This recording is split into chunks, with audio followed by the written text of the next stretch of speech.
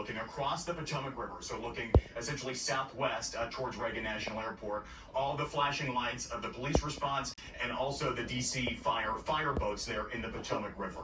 The good news here is that we've broken the cold streak here in D.C., so the water temperatures are not as frigid as they were. It was a relatively warm day here in Washington, D.C., so that will aid rescuers and response crews as they're trying to get to this scene. But Reagan National Airport, one of the busiest airports in the country, apparently this flight, according to the flight tracking data, was coming in from the south. That's called the Mount Vernon approach into Reagan National Airport, landing on runway 1 at Reagan National Airport, which is to the north. That's the busiest single runway in the national airspace system. A lot of folks still finding out about this. We have calls out to the Federal Aviation Administration, the National Transportation Safety Board, American Airlines, and beyond. Right now, we're just getting very early preliminary information from the Metropolitan Washington Airport Authority itself, which operates Reagan National Airport. They say there is an incident at the airport right now, but things are still developing all the time, and we're trying to figure out exactly what the circumstances were here.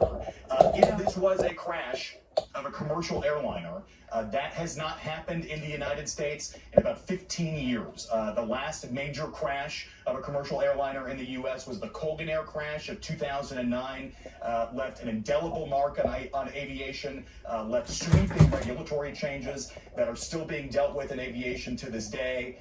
It is a really, really, really busy slice of airspace. And I can tell you, as a pilot, as a flight instructor, as somebody who has a small airplane at an airport not too far away from Reagan National Airport, it is a very restricted piece of airspace, but it's also very busy with commercial traffic, also very busy with helicopters, not only from local law enforcement, but also military and government agencies. We just saw in D.C., if you've ever spent a long time in the District of Columbia, you know that helicopters are a way of life here.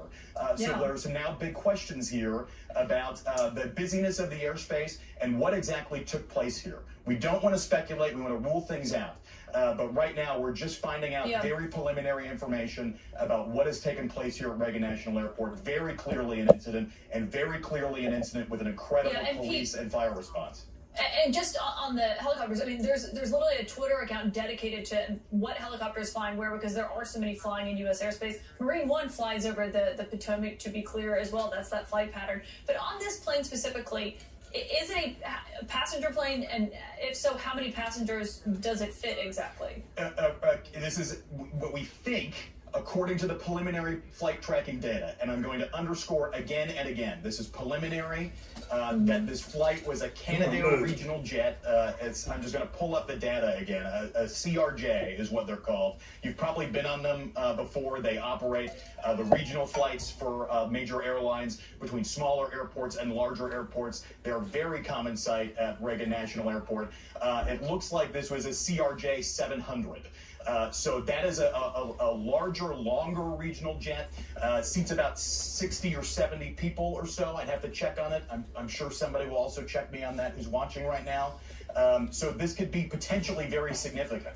And if this involves, indeed, a commercial flight, and that's what the preliminary flight tracking data says, that this flight was on approach into Reagan National Airport, approaching from the south to the north on the Mount Vernon approach, initially landing on runway 1, and then potentially, according to the flight data, did a swing-around maneuver where they sort of swing over the Maryland side of the Potomac and then line up with a northwesterly runway called runway 33. That's a pretty common thing for these smaller regional jets to do. It's something, a maneuver that can be very tricky at times.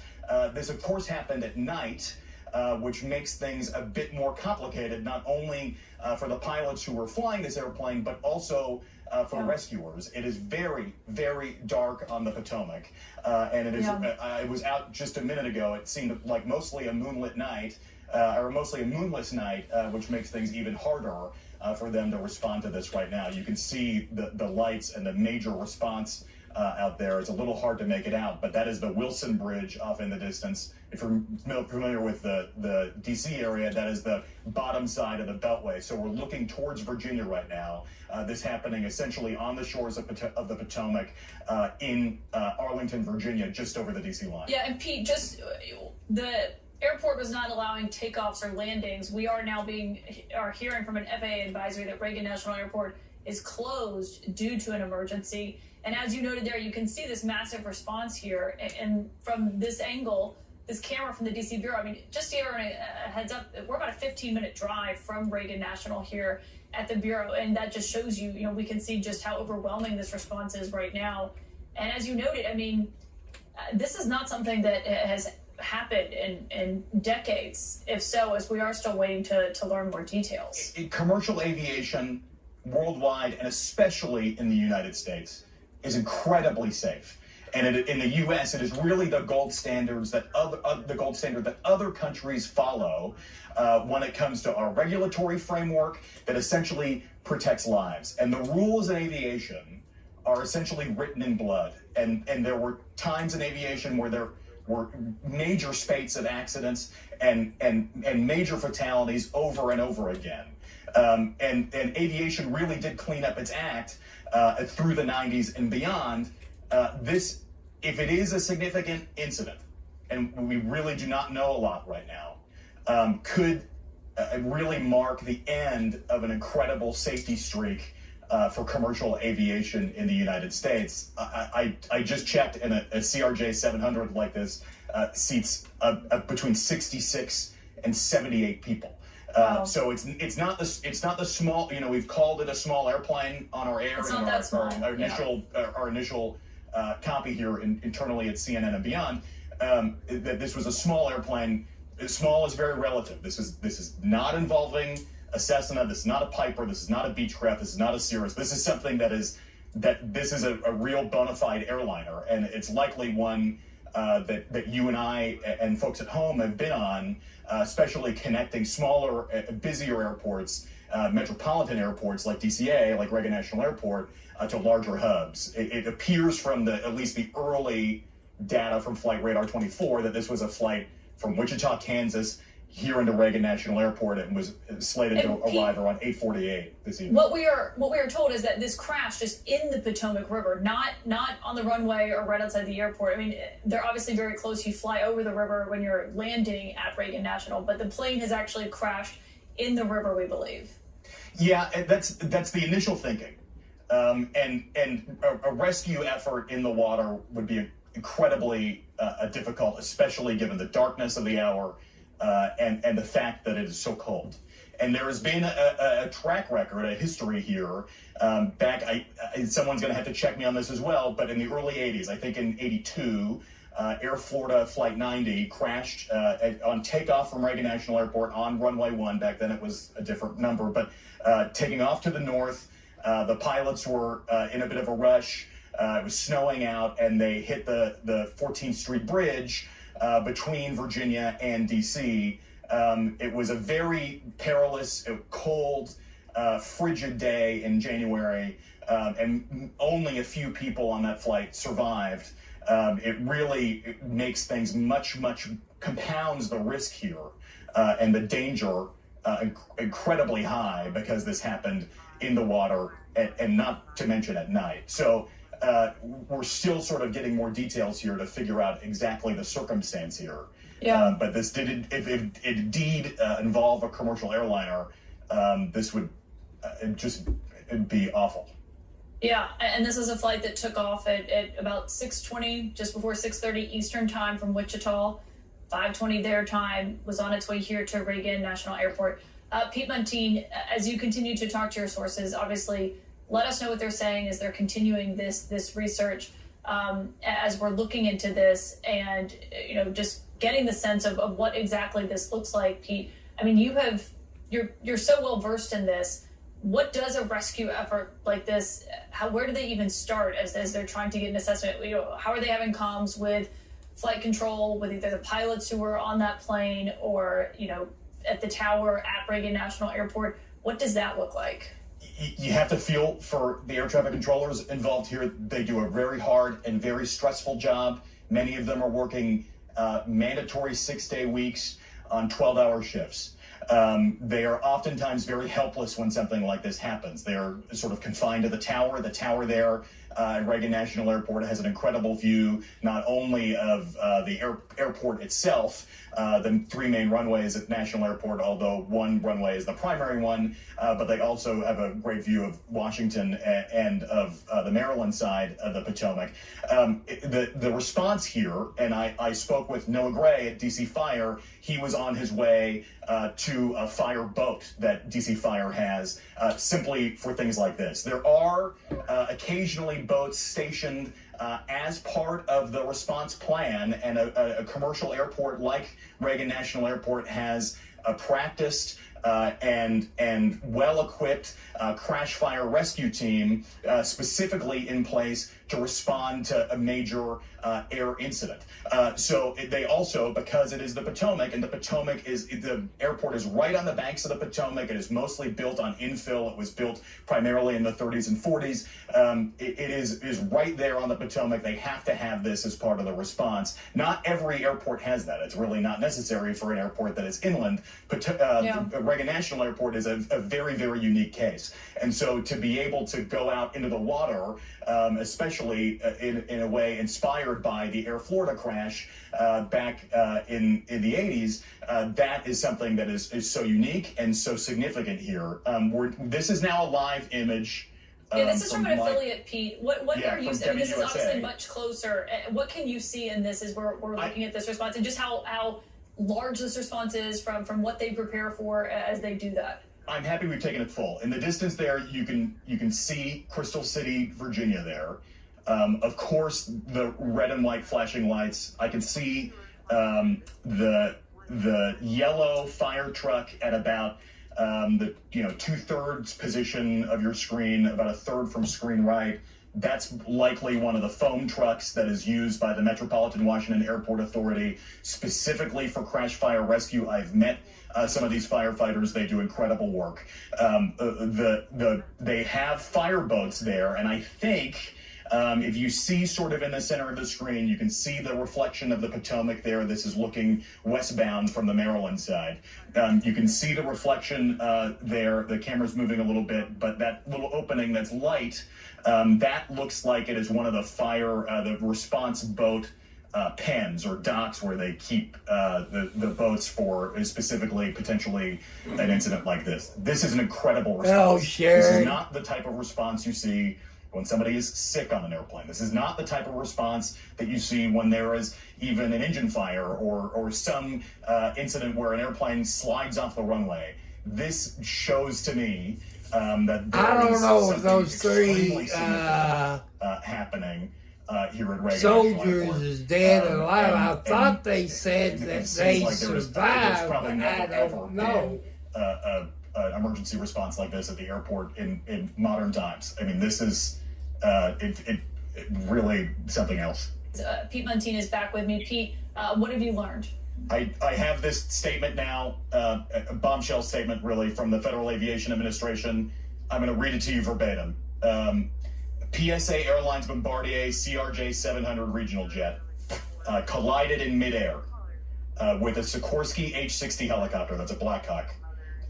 While on approach to runway 33 at Reagan National Airport around 9 p.m. local time. PSA was operating flight 5342 for American Airlines that departed Wichita, Kansas. FAA will investigate. NTSB will investigate. NTSB will lead the investigation, the FAA says, and the FAA says it'll provide more information as it comes in. The huge news here, not only was this a crash involving a commercial flight, this flight 5342 from Wichita, Kansas to Reagan National Airport, but that this was a midair collision with a helicopter. This was a midair collision not with any helicopter. This was a midair collision with a H-60, which is more colloquially known as the Black Hawk helicopter. The approach, I'm stumbling over my words here because this is just so staggering. That there is a midair collision involving a commercial airliner. Commercial flights are equipped for ages with a system called TCAS, Traffic Collision Avoidance System. It tells the pilots in the People, I want you to send prayers out to these people on the flight and a Black Hawk helicopter. Commercial airliners and small general aviation aircraft, commercial airliners and helicopters. It tells the pilots, there's traffic ahead of you, climb now, descend now. This would be an incredible lining up of the holes in the Swiss cheese, the which is the saying in aviation, the gaps in the safety chain in aviation, that this happened. And now investigators have an incredible amount of work cut out for them to figure out how a commercial airliner in the United States in 2025, when the pilots are incredibly trained, the technology is incredibly sharp, collided with what is apparently a military or government helicopter. Nobody else uses the Black Hawk. It is really something else. I'm just stunned. Initially, we had heard that this may have been a collision with a police helicopter, and what the FAA is laying out here is that is not the case. This was a mid-air collision between this commercial flight and a government or military helicopter. To put this into context for you, Reagan National Airport is right across the river on the Maryland side. People, let you know, I do not own the rights to this video. I do not own the rights to it. This is news for the people of the world. So let's say prayers for them. You know, there's about 60 some odd people in that jet and probably 3 in a Black Hawk helicopter. So let's send prayers out there for them.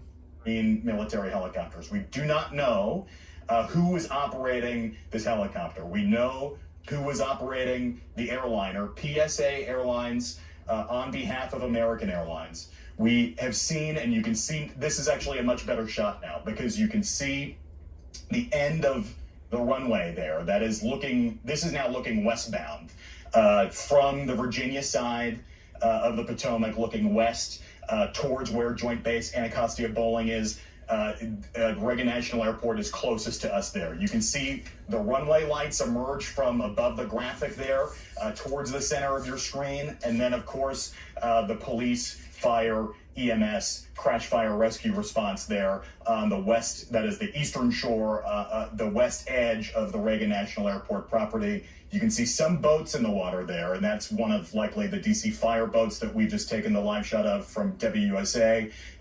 And there have been several helicopters. I just spoke to a source who is there on the south edge of the airport.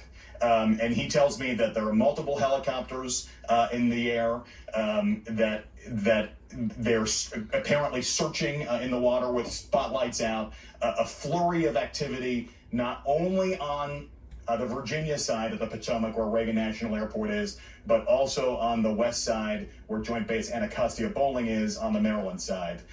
We can see now. Pete, can you see this is CNN's camera showing this emergency response? I mean, those are the boats that they are, more boats that they are presumably going to put in the water. I mean, just to put into plain terms, Pete, I mean, to say that a passenger plane has just collided with a Black Hawk helicopter in over the Potomac, and we are seeing the size of this response, and they are still preparing to put more boats in the water. I mean, obviously we want to wait to see what happens, but this has the potential to be an unthinkable tragedy. Yeah, I mean, a CRJ, a Canadair regional jet like this, holds about 70 people. And there's no confirmation of injuries or fatalities here. Of course, we hope and pray that that is not the case.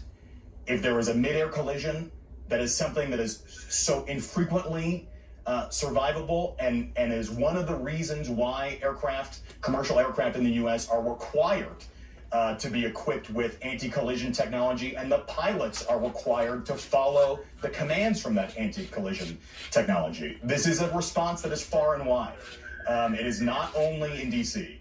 These are crews apparently from Fairfax County, which is 2 counties away, or a county away from Arlington County, where the airport is. Well, someone screwed up I don't know, probably the jet screwed up. A happy ending. One has to wonder if there is going to be any happy ending here. It is just so staggeringly sad. I mean, it is stunning news, and obviously we were praying for everyone who is involved here. Pete Montine, I'm going to let you check in with your sources. Let us know when you're hearing more about this scene that we are watching unfold right now. Reasons why crsah makes finding home insurance solutions easy. I turn it away from there because they get me for the commercial. You know, I don't want to do that. Get in trouble for the commercials. I don't own the rights now.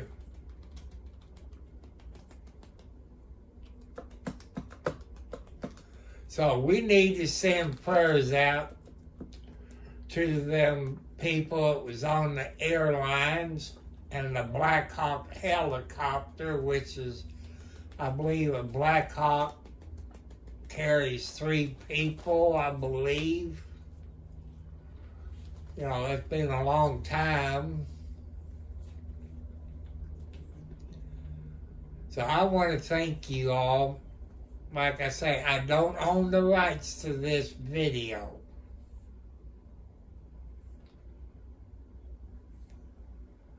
And we just had to keep praying for those people.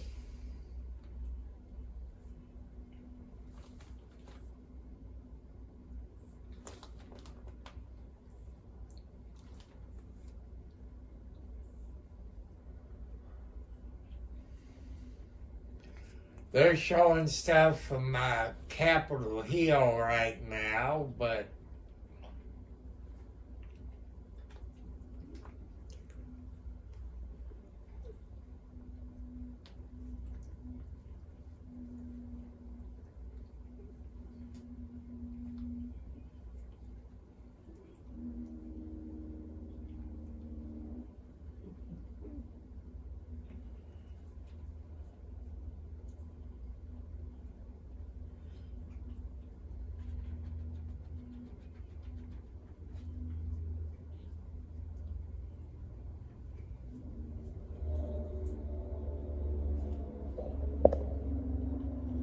on the Potomac River here in Washington, near the Ronald Reagan Airport, just outside Washington, D.C. That's according to the D.C. Fire Department. As you can see here, fireboats are now on the scene, and Reagan National Airport says that all takeoffs and landings from the airport have been halted for now as emergency personnel are responding to the situation that is unfolding. We're just learning new details, and I want to get to CNN's Pete Montine. Pete, first off, what can you tell us? What do we know about the size of this aircraft or just what happened here? This is developing by the moment, Caitlin, and it sounds, at least according to the preliminary data from Flight Radar 24, one of the big flight tracking sites, that this may have been a regional jet operated by PSA Airlines that would have been a code share with American Airlines, meaning you buy a ticket on American, the flight is operated by PSA. This flight was apparently on its way from Wichita, Kansas to DCA, Reagan National Airport, just over the DC line in Virginia. Apparently about 8:48 Eastern Standard Time is when this flight was scheduled to arrive, according to the latest flight tracking data. And apparently there was some sort of incident. You can see in the live image there. This is from our DC bureau in Northeast DC, looking across the Potomac River, so looking essentially southwest towards Reagan National Airport. All the flashing lights of the police response and also the DC fire boats there in the Potomac River. The good news here is that this is, we've broken the cold streak here in DC, so the water temperatures are not as frigid as they were. It was a relatively warm day here in Washington, DC, so that will aid rescuers and response crews as they're trying to get to the scene. But Reagan National Airport, one of the busiest airports in the country, apparently this flight, according to the flight tracking data, was coming in from the south. That's called the Mount Vernon approach into Reagan National Airport, landing on runway 1 at Reagan National Airport, which is to the north. That's the busiest single runway in the national airspace system. A lot of folks still finding out about this. We have calls out to the Federal Aviation Administration, the National Transportation Safety Board, American Airlines, and beyond. See, they keep repeating it, but people, as I say, I do not own the rights to it. This is news. I hope you two don't get me on this, but I'm trying my best to bring you the news about that, thanks to a person on my chat. Hello, RM, how you doing? This is a plane crash that happened up at Reagan Airport that ran into a Black Hawk helicopter. It happened maybe about an hour or so ago. There's about 60 some odd people on the jet, and I believe maybe 3 on the Black Hawk helicopter. I would say 2 or 3 people on the Black Hawk helicopter. So far, they have not said anybody's dead, but we just have to wait and see. It'll probably be later in the morning before we find out anything. I'll be sleeping until about 8 o'clock in the morning.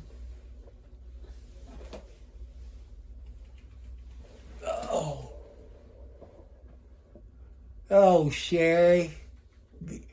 It is, I guess, morning.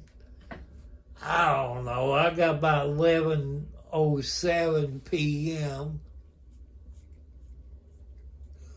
Nope. I think that they said that jet holds about 70 people.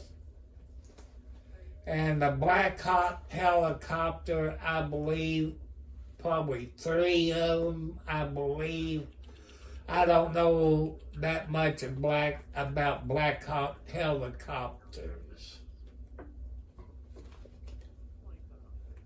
Now, when we wake up in the morning, we probably will find out more about this. But I want you to send prayers out to the family of the ones in the jet and the Black Hawk helicopter.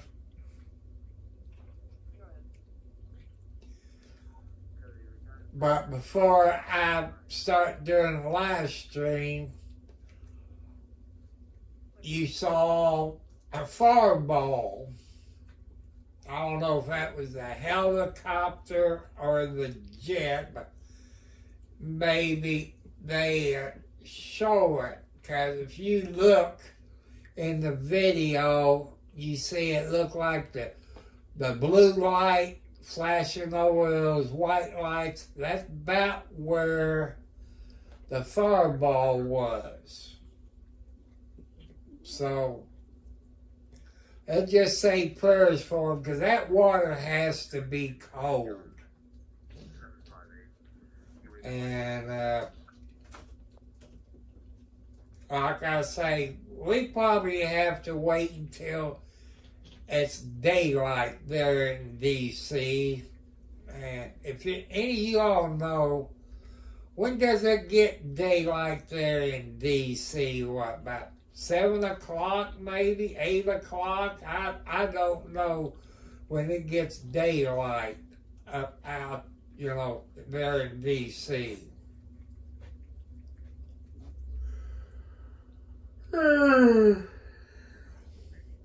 15-minute drive from Reagan National here at the Bureau, and that just shows you. Yeah, this is a rerun of what they showing again. That I showed earlier in the video.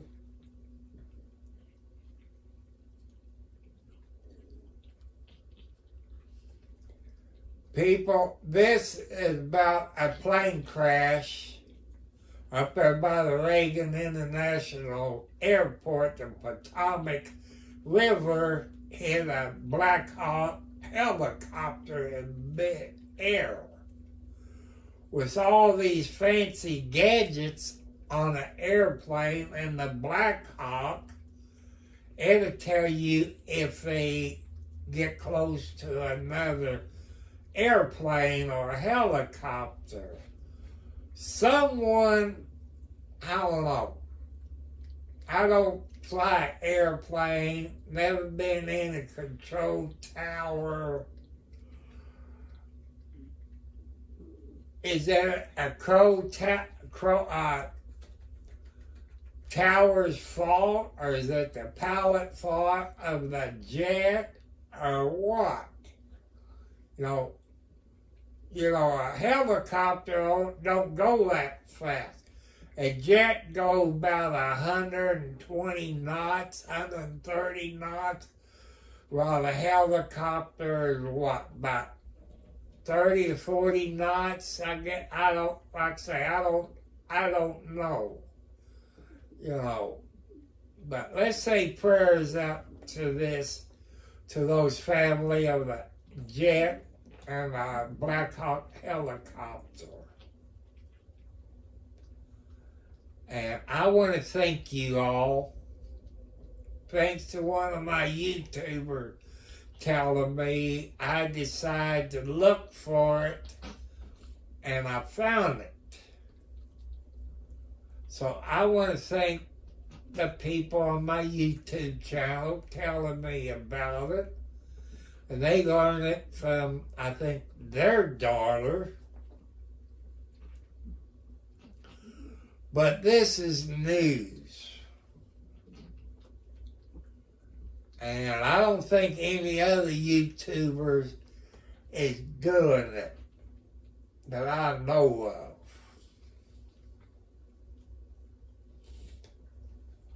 But this is, coming from a news, I guess a national news station, but I might could get in trouble. And so this is news. It shouldn't be copyrighted, but,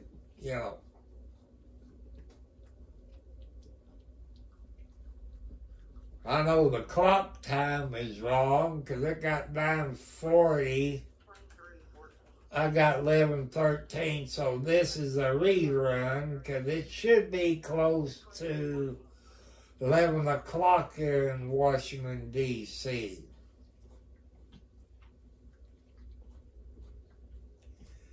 They probably won't find anything until daylight. But I know they got spotlights to make it look like daylight there. But I don't know if those fire department boats got those big lights on it or not. Come on. Come on, Q, can't move. I can't get it.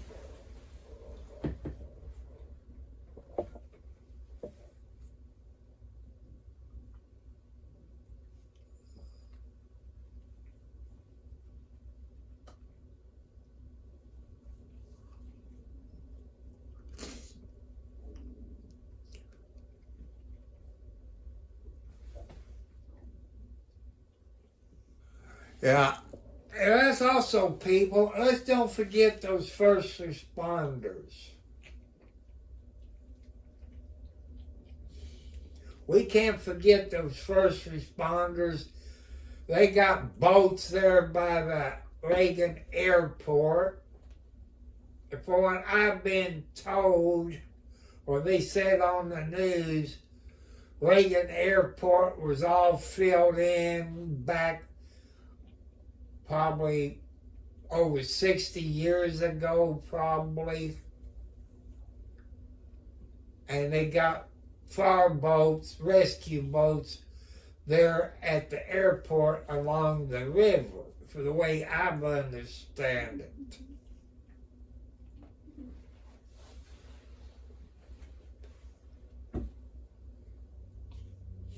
I don't know what other news stations covering it. I just thought of this station because you know,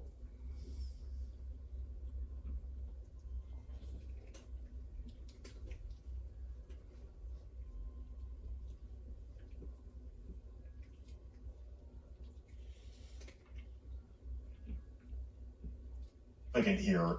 This is now a live image. Yeah, this is from an my- affiliate, Pete. What Yeah, are you from saying?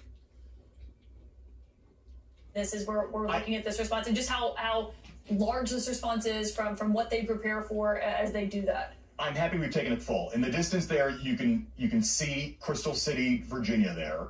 Of course, the red and white flashing lights. I can see the yellow fire truck at about the 2/3 position of your screen, about a third from screen right. That's likely one of the foam trucks that is used by the Metropolitan Washington Airport Authority specifically for crash fire rescue. I've met some of these firefighters. They do incredible work. people about around 8 o'clock, 9 o'clock time, somewhere in there, Eastern Standard Time, a jet hit a Black Hawk helicopter, and the plane's supposed to be in the Potomac River. You know, let's send prayers out to them people. And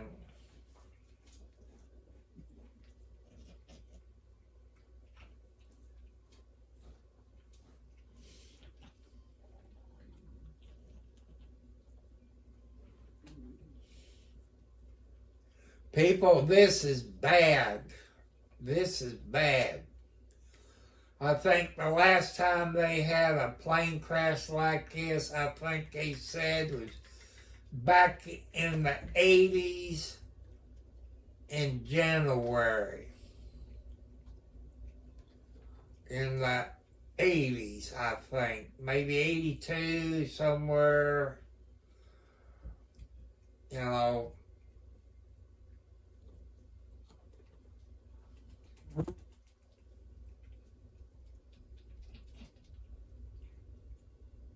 Blackhawk.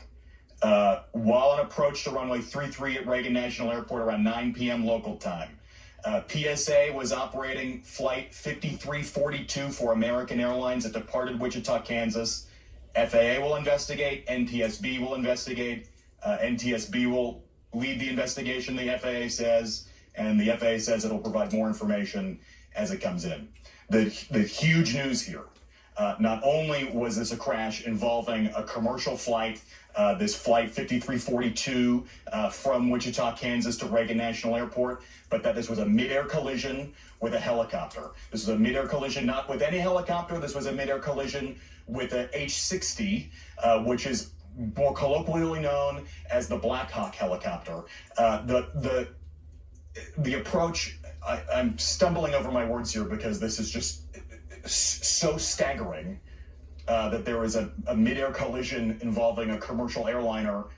Commercial flights are equipped for ages with a system called TCAS, Traffic Collision Avoidance System. It tells the pilots in the cockpit how to avoid other airplanes nearby. It is a system that came about because of mid-air collisions with commercial airliners and small general aviation aircraft, commercial airliners and helicopters. It tells the pilots, there's traffic ahead of you, climb now, descend now. This would be an incredible lining up of the holes in the Swiss cheese, the which is the saying in aviation, the gaps in the safety chain in aviation, that this happened. And now investigators have an incredible amount of work cut out for them to figure out how a commercial airliner in the United States in 2025, when the pilots are incredibly trained, the technology someone screwed up, incredibly sharp, collided with what is apparently a military or government helicopter. Nobody else uses the Black Hawk. It is really something else. I'm just stunned. Initially, we had heard that this may have been a collision with the police helicopter. And what the FAA is laying out here is that is not the case. This was a mid-air collision between this commercial flight and a government or military helicopter. To put this into context for you, Reagan National Airport is right across the river. On the Maryland side is Joint Base Anacostia Bowling. That is where the presidential helicopter fleet is based. You'll often see Marine One staged there, as well as the decoy helicopters that are part of the flight when there is a presidential movement. You'll often also see Black Hawk helicopters there as well. I drive by it all the time. It's right on DC 295, if you're familiar with the Washington metro area. And I'm sure if you are, you've seen the helicopters overhead, the green military helicopters. We do not know who is operating this helicopter. We know who was operating the airliner, PSA Airlines, on behalf of American Airlines. We have seen, and you can see, this is actually a much better shot now because you can see that's all we can the end of the runway there. That is looking, this is now looking westbound from the Virginia side of the Potomac, looking west towards where Joint Base Anacostia Bowling is. Reagan National Airport is closest to us there. You can see the runway lights emerge from above the graphic there towards the center of your screen. And then, of course, the police, fire, EMS, crash fire rescue response there on the west, that is the eastern shore, the west edge of the Reagan National Airport property. You can see some boats in the water there, and that's one of likely the DC fire boats that we've just taken the live shot of from WUSA. And there have been several helicopters. I just spoke to a source who is there on the south edge of the airport. And he tells me that there are multiple helicopters in the air, that they're apparently searching in the water with spotlights out, a flurry of activity, not only on the Virginia side of the Potomac where Reagan National Airport is, but also on the west side where Joint Base Anacostia Bowling is on the Maryland. But I got a question, people. I know they got on the helicopters is, what is it, black light or something that they can see the heat of a person's body. Wouldn't they, I don't know what it's called, but wouldn't they use something like that where they show heat, or, you know, even a jet engine would put out heat? But like I say, I don't know how they do these rescues. I'm just coming up with ideas of maybe they got some kind of heat thing where they can see the heat of a person's body or the engine. I don't know what it's called.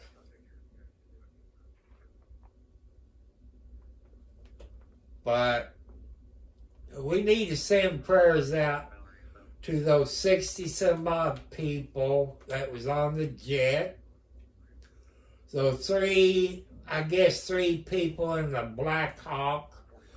I don't know how many people's in a Black Hawk. I know at least 2 pilots, so I don't know if it's 2 or 3, but I thought I heard them say 3 of them's in there. So,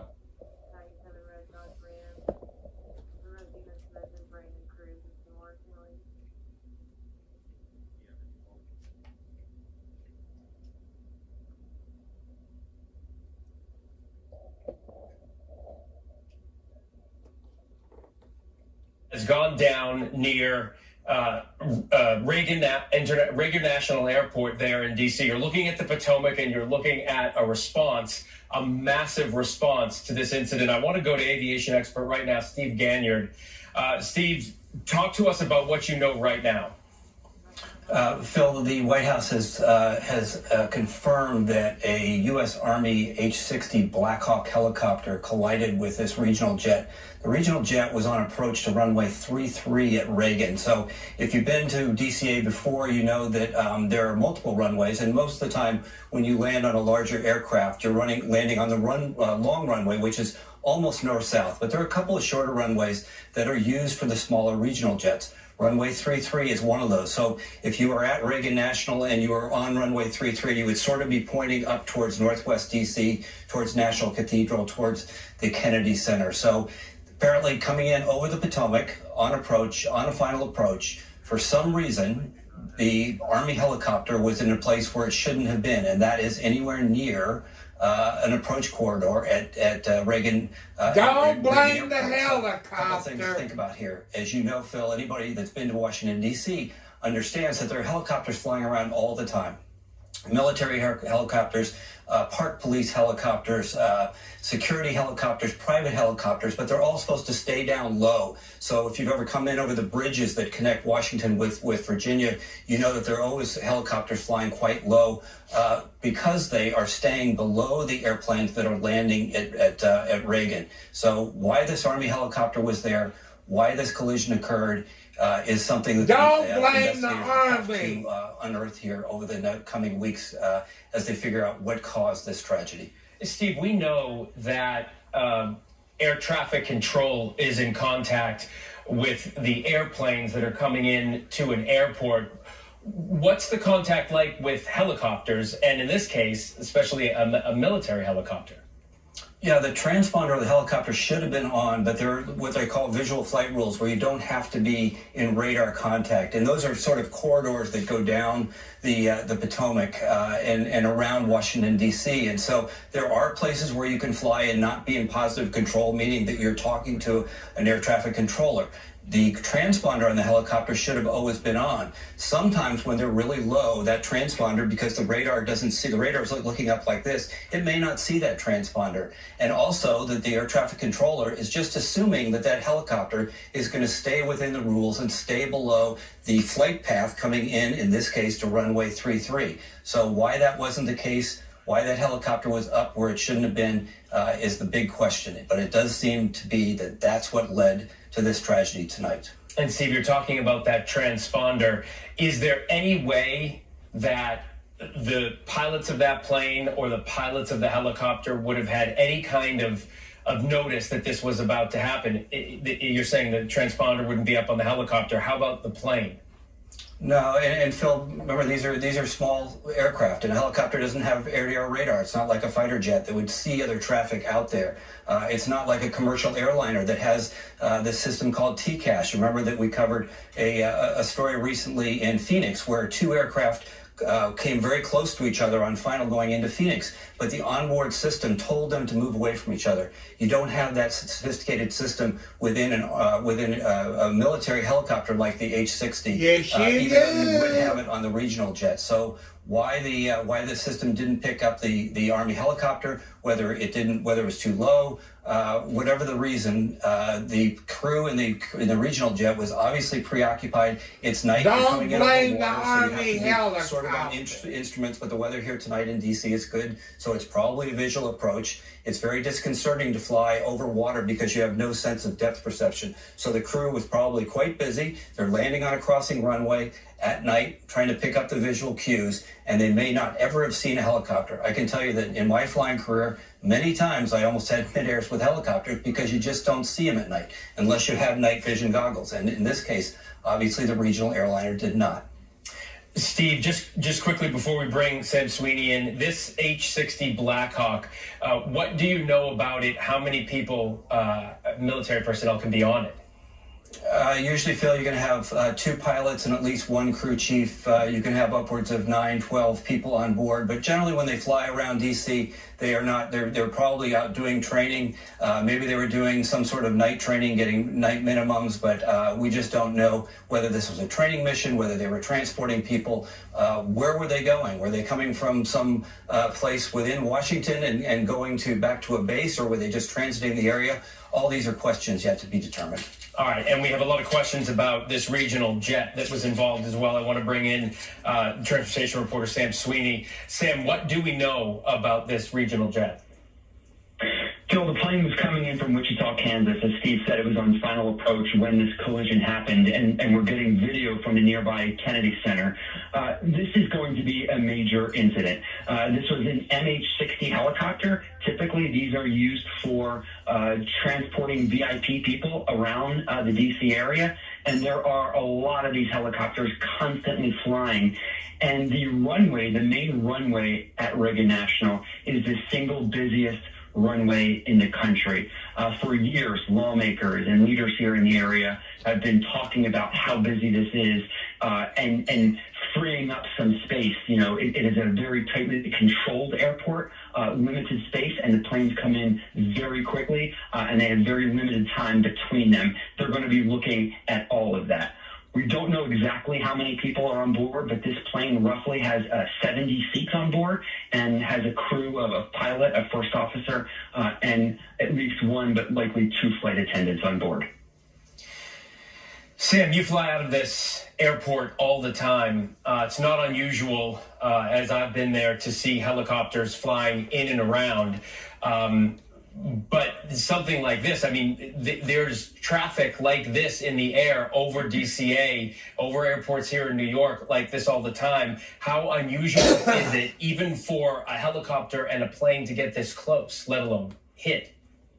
I mean, there is required, minimum distances, but keep in mind, as you said, the Coast Guard has a base there. They're flying their helicopters in. The Pentagon is not far away from Reagan National Airport. They're flying their VIPs in and out all day long, and these helicopters go up and down the Potomac all day long, moving government officials around.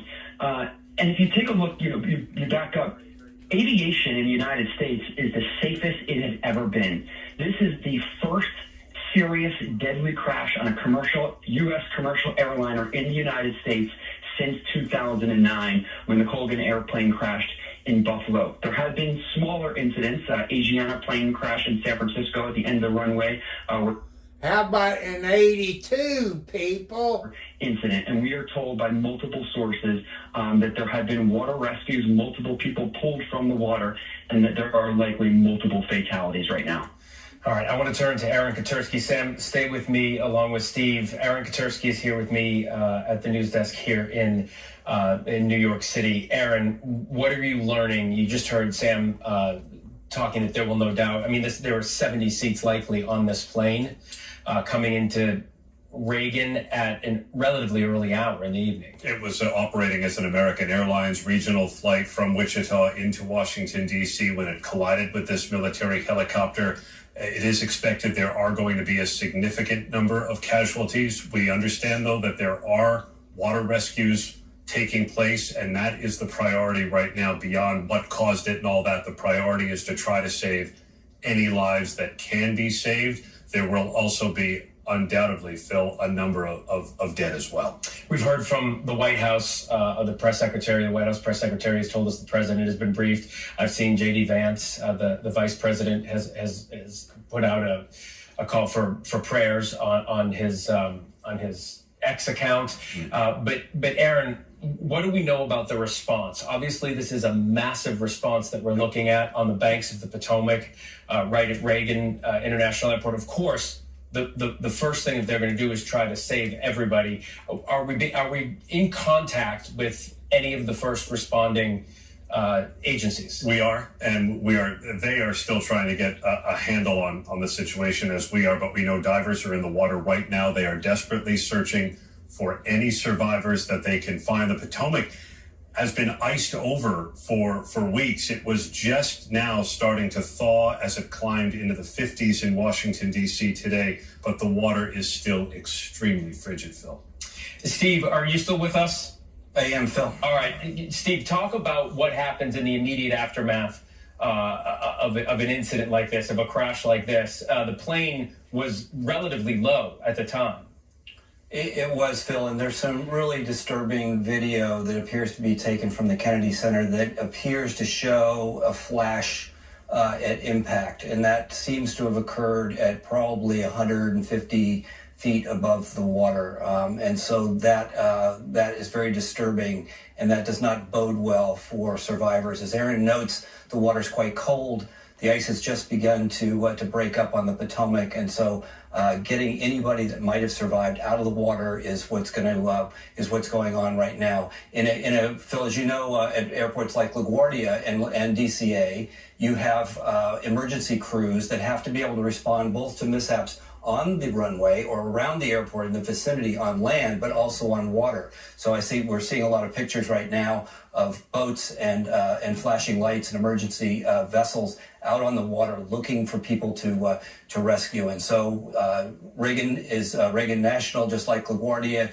just like SFO, are all very prepared to handle mishaps. But I think in this case, what's most disturbing is that we do see indications that there was a bright flash at impact, and it appears the regional jet dropped very quickly into the water thereafter. Yeah, Steve, just to let you know, I put my eyes on that video just before we came on the air. And you know, we have a visual verification team that is going, to be looking at that. But the video you're describing, you can see a light in the air, which appears to be the helicopter because it was moving, much slower, and you can see it. And the plane was just coming in. And then there is that flash, which seems to be an explosion. And you're right. I don't know if it was the helicopter or the plane, but something fell probably together very quickly.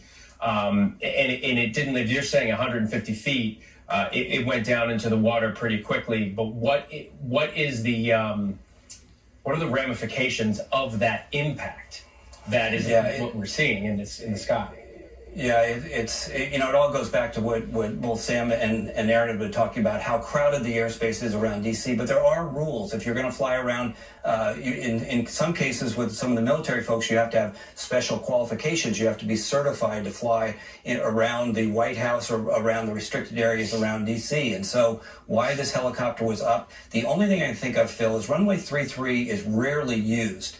It's not something that if you were even if you were flying around DCA, you would not think that runway 33 would be in use. It's usually the main north-south runway, or there's another runway when the winds are off that lands towards the southeast. And so perhaps, I'm only guessing here, perhaps this helicopter crew thought that, well, this runway's not in use, and so perhaps we can climb up a bit and not have to stay in this corridor. But that's the only potential explanation that I can think of at this point of why this helicopter might have been up into the approach corridor.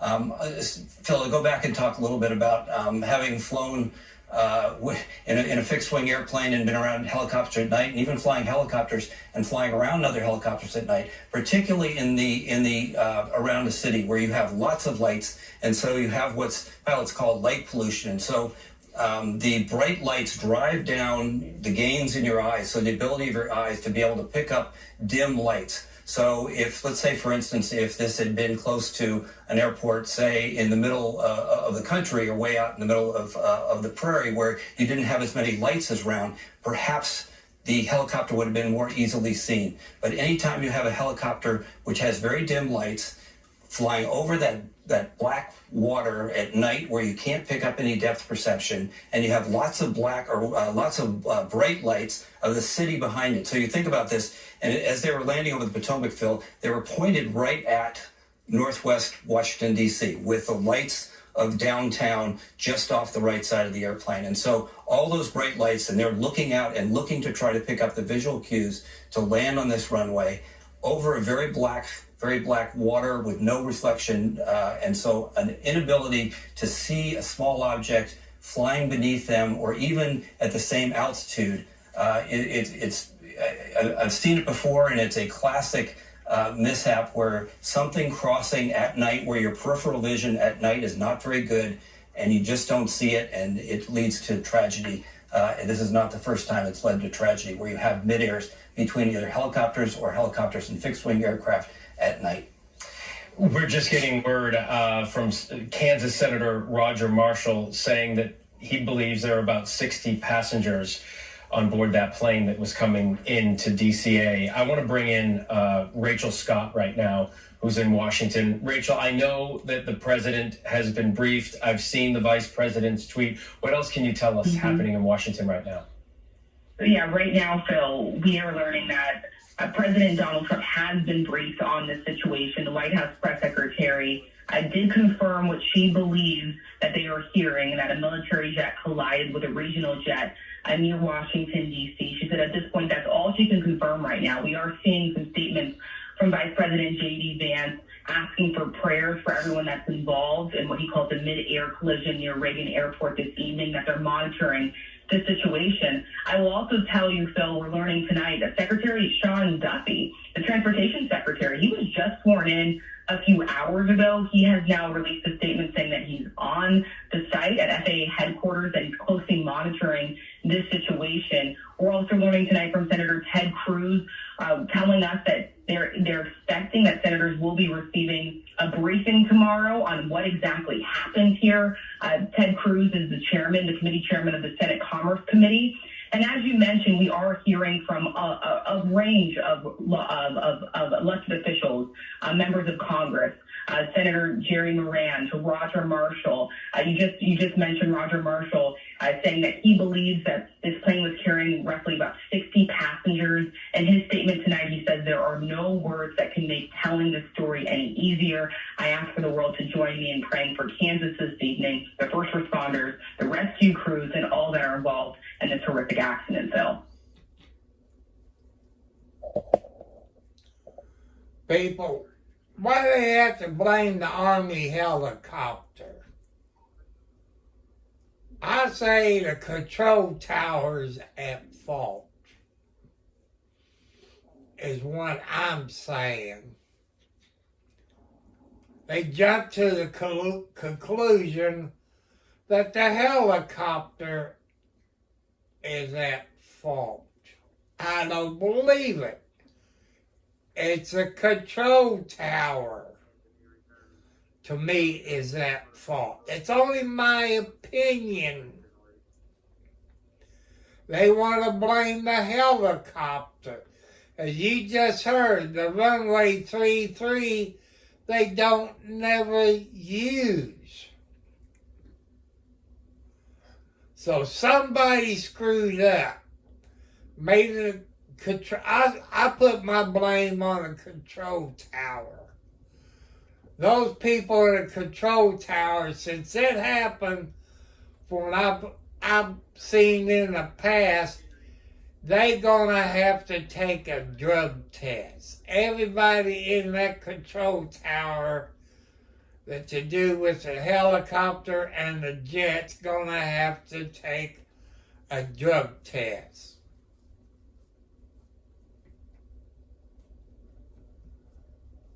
So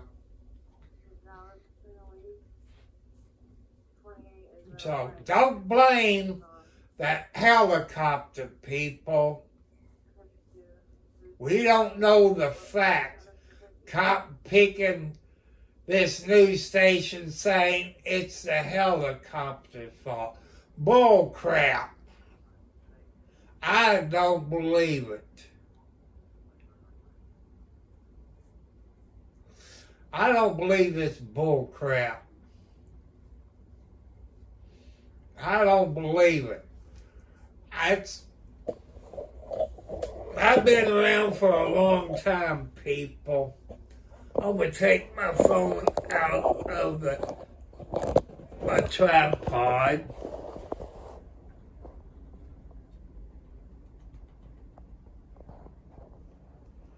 You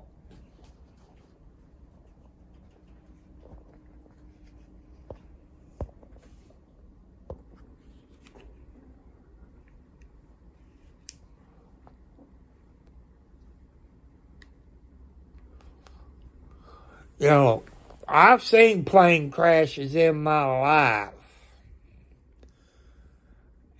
And they're going to put the blame on the Black Hawk, exactly what they're going to do. As you people heard, on this second news station that the runway 33 don't use that much. Somebody screwed up. I say the control tower. I don't. You people would know better than me, but I disagree what this news station says. They want to put the blame on the helicopter. No, you can't do that. You know, why would they put the blame on them? I put the blame on a control tower.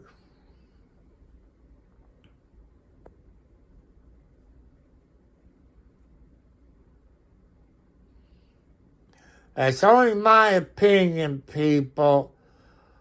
But with my age, I've seen it.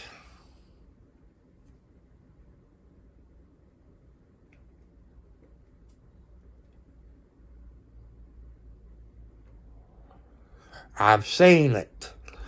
And I don't think, because you heard him say they work a 12-hour shift.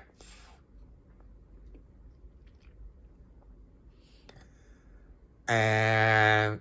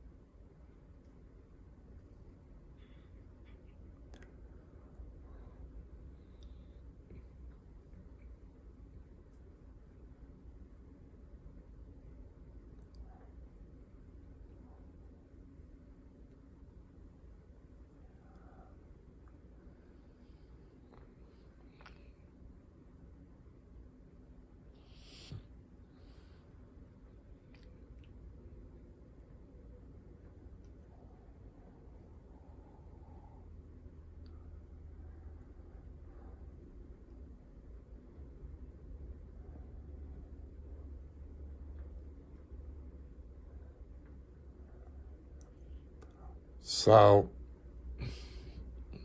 I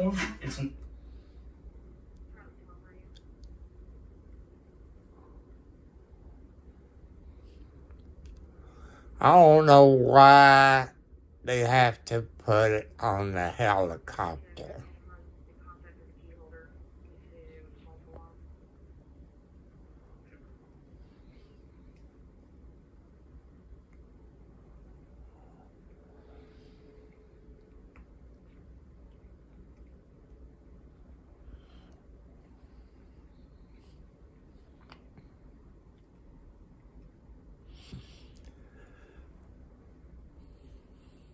But people, we need to say prayers.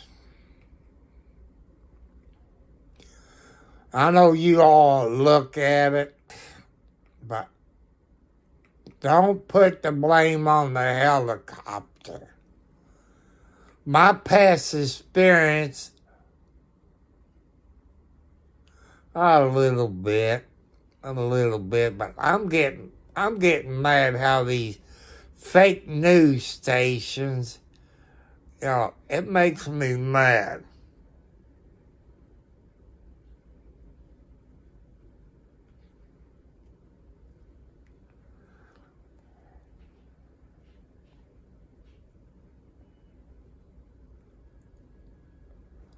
But I don't know why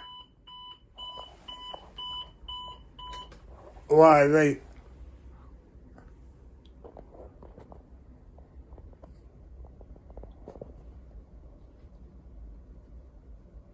He advocated against adding more flights, additional flights, said that they were already operating at full capacity, that the main runway here at DCA is the most widely one used. I think 90% of their flights come in and out of it.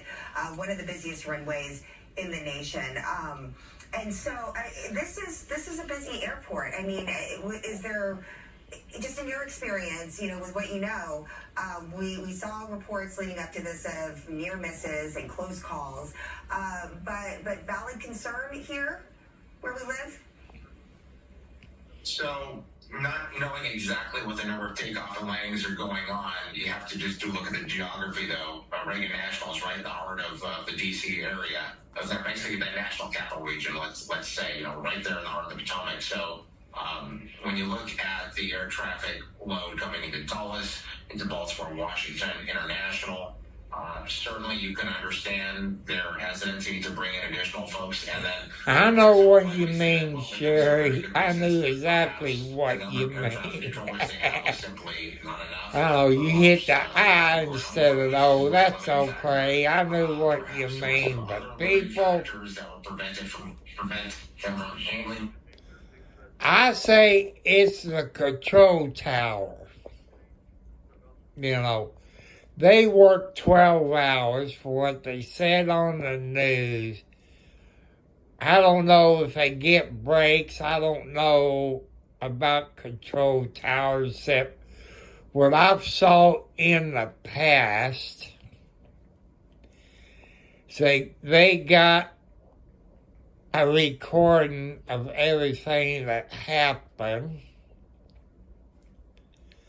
And I know the control tower people that was in charge of that plane coming in will have to take a drug test. That I remember from my past. Let's see what these people say. I spent a lot of time in Washington, D.C. early in my life, and I used to come out here to Gravely Point to watch the planes, and I just couldn't sit in a hotel room. Just had to kind of come out and take a look at it, and, you know, take a moment to, you know, give some thoughts and prayers for the people that are involved here.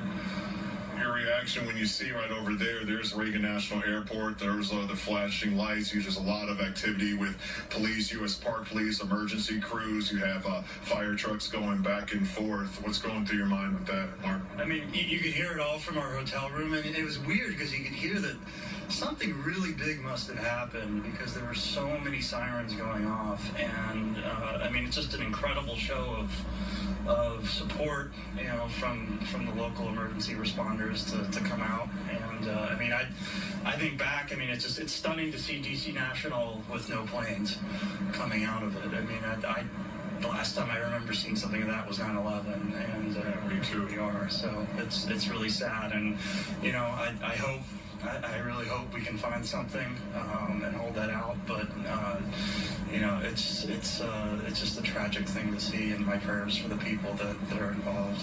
Well, I want to thank you for speaking with me, Mark. You take it easy, and yeah, it's really cold out here.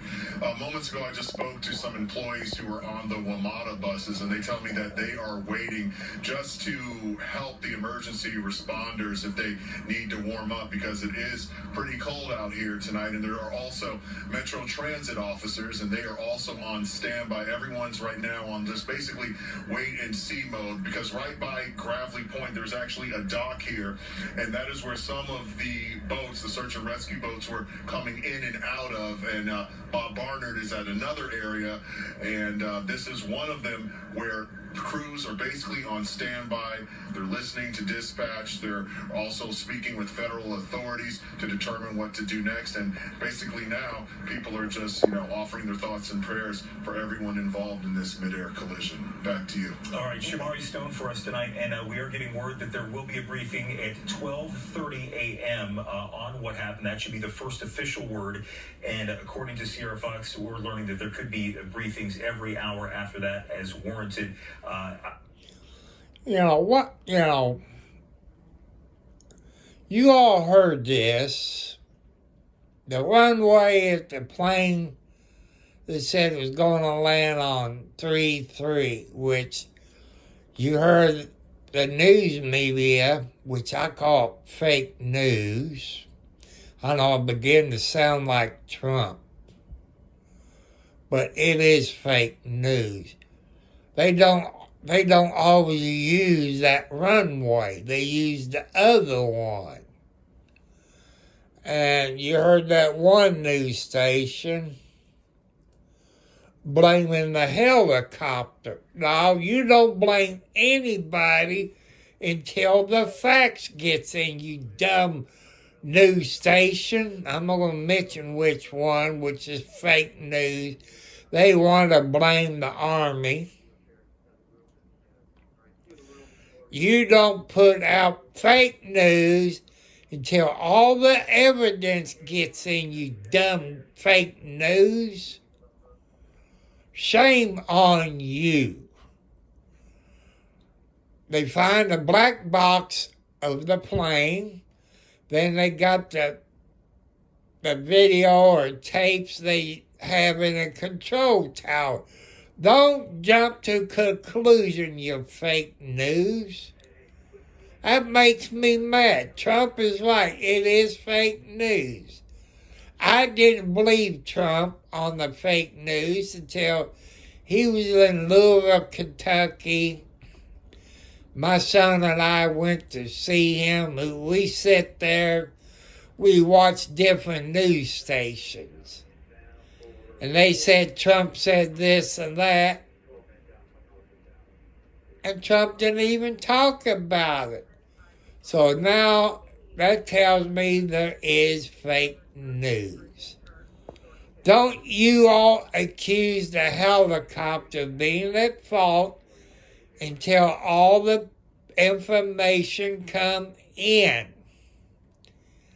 They got the tapes or whatever they use at the control tower. Then the black box. And why do they use runway 33 when they don't use it that much? So something's fishy here. Something's fishy. You people can believe the government, but I don't believe them. I can't trust the government. They tell so many lies, you can't believe what they say. Don't accuse anybody until all the evidence gets in. Now, we need to say prayers for this family. You know, we need to say prayers, people.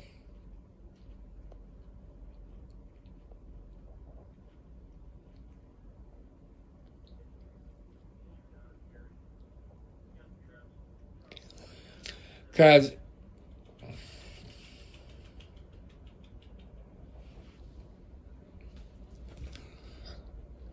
the level of emergency response to an enhanced status so that they too can... They said they found about 18 bodies so far. Like any other airport in the country, because you have... Well, that water's so cold, people. It's adjacent to the district, which is part of maybe the federal government and Maryland's nearby. So that's why you're seeing 2 to 3 minutes in that cold water, you'd be dead. And it's been over 30, over 40 minutes. It's been over an hour. Striking is you're still seeing that presence on that camera down below. It really has not changed. No. It got bigger and bigger, and then that's what we've seen. Mm-hmm. It continues to grow. And I know that Kenneth showed the flight path earlier, and so did Mike. People, this happened around 9 o'clock when we're flying, I have the windows open. And up there by the Reagan Airport. A jet hit a Black Hawk helicopter that went down in the Potomac River. And that's for the shorter planes, and this is the one that this plane was apparently approaching. Midnight right now, you're watching Fox 5 Live continuous coverage of the crash of American Airlines Flight 5342 with a military helicopter. Richard Levy is a former pilot. He's a captain of Aviation Expert Consulting, live with us. We talked with you about an hour or so ago. That's it.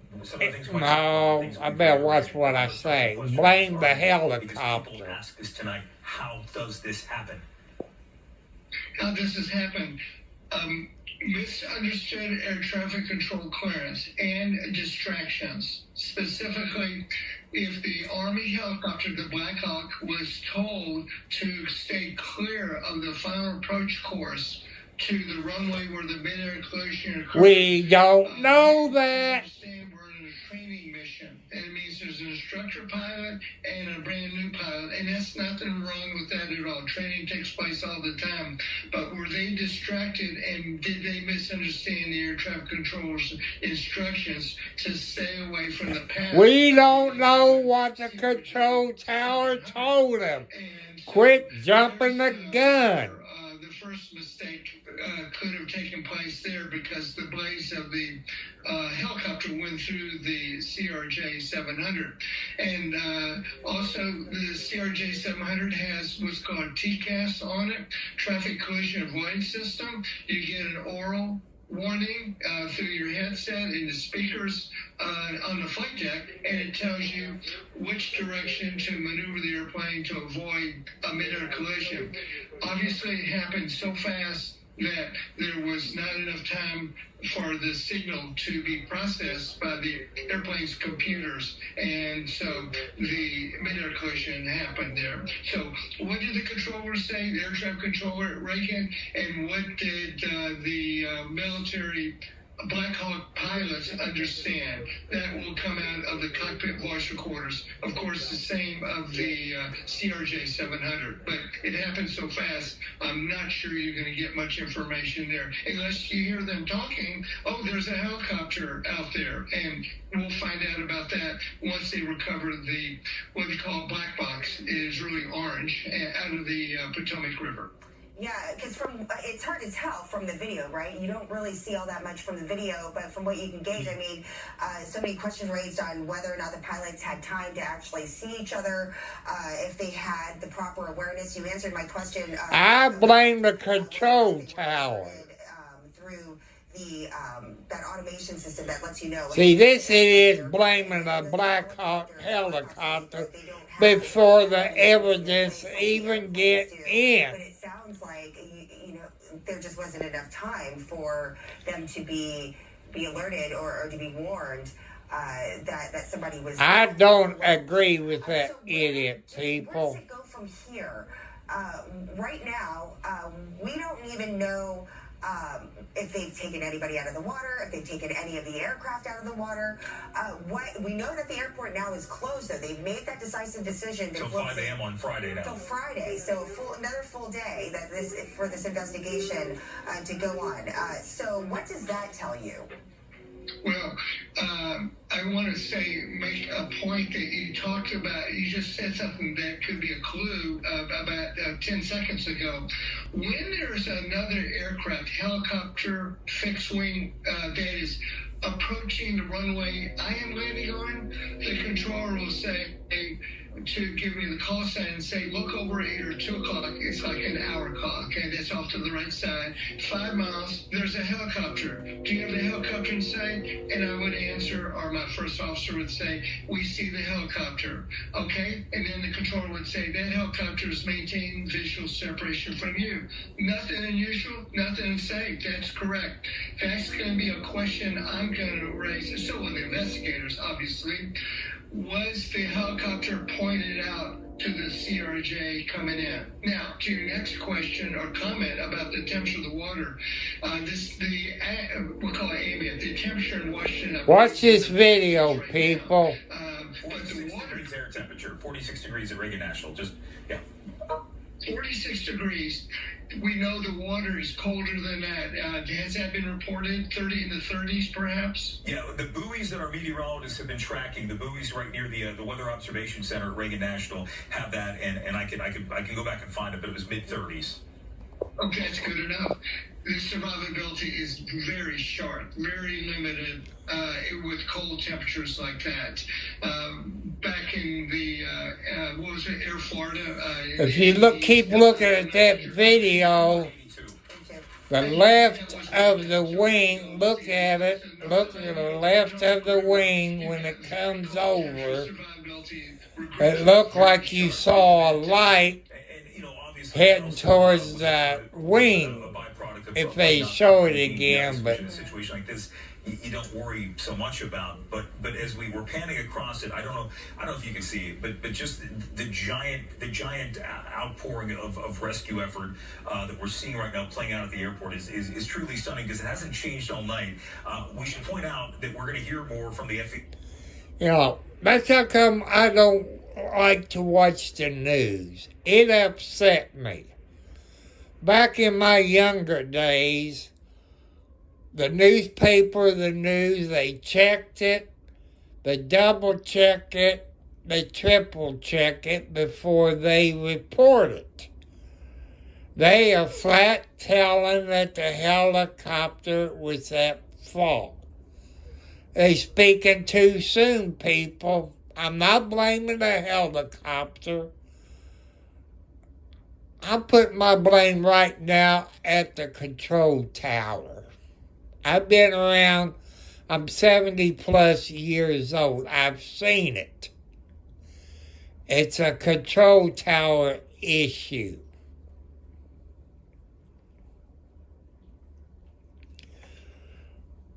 And you get close to an airport, even a helicopter, police helicopters, they let the airport know, where they at. I say the control tower's screwed up, but they gonna have to take some drug tests. Whoever was on that screen, I turn it around because I don't want you to look at it. Because they done got me mad. I'm sorry, people.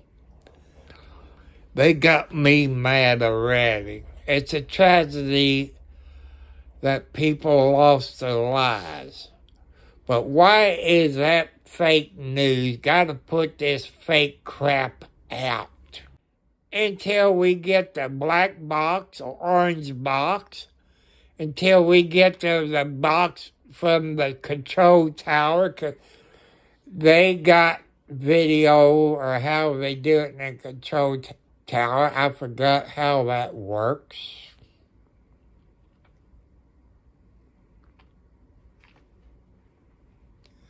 But don't put the blame on anybody, your fake news. I'm sorry, people, I feel this way. But they blame the helicopter right off of the... they blame the helicopter right off of that, And you saw the video, the black video. If you go back and watch it, if you look to the... Well, for me, looking at to the left, that looked like you saw a light that's going towards the wing. That's what it looked like to me.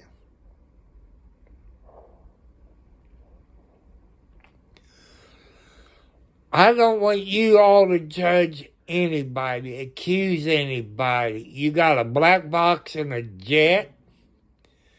You got a box in a control tower that has a video where they was on the screen. They got audio from the jet and the helicopter. You also heard on the news, which you can't believe fake news, that they don't use runway 33 that much. Let's see if they change it later on today, but don't spread rumors, you fake news.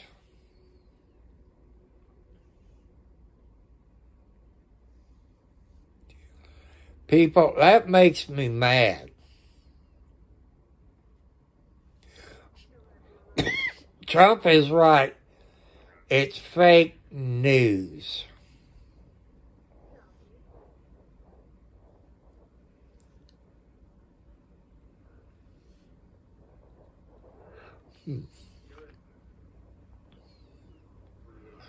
But I don't know why news stations have to put out fake news. People, if you're my age, or 50s, 60s, news media, they always check it, double check it, triple check it before they report it. Same thing as newspapers. This makes me mad, people. I'm sorry. But don't accuse a Black Hawk helicopter that fault. Not until all the evidence said, see, those fake news stations putting it in our brain, it was that Army helicopter fault.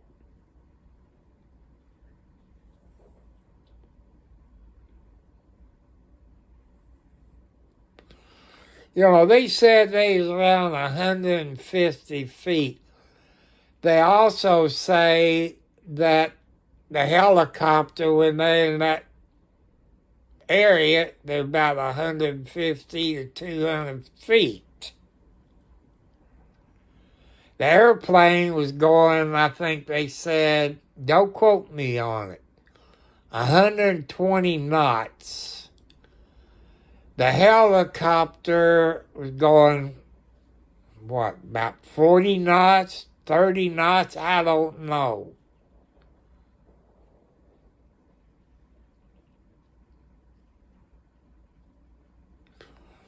Like I say, there's too many unanswered questions, people.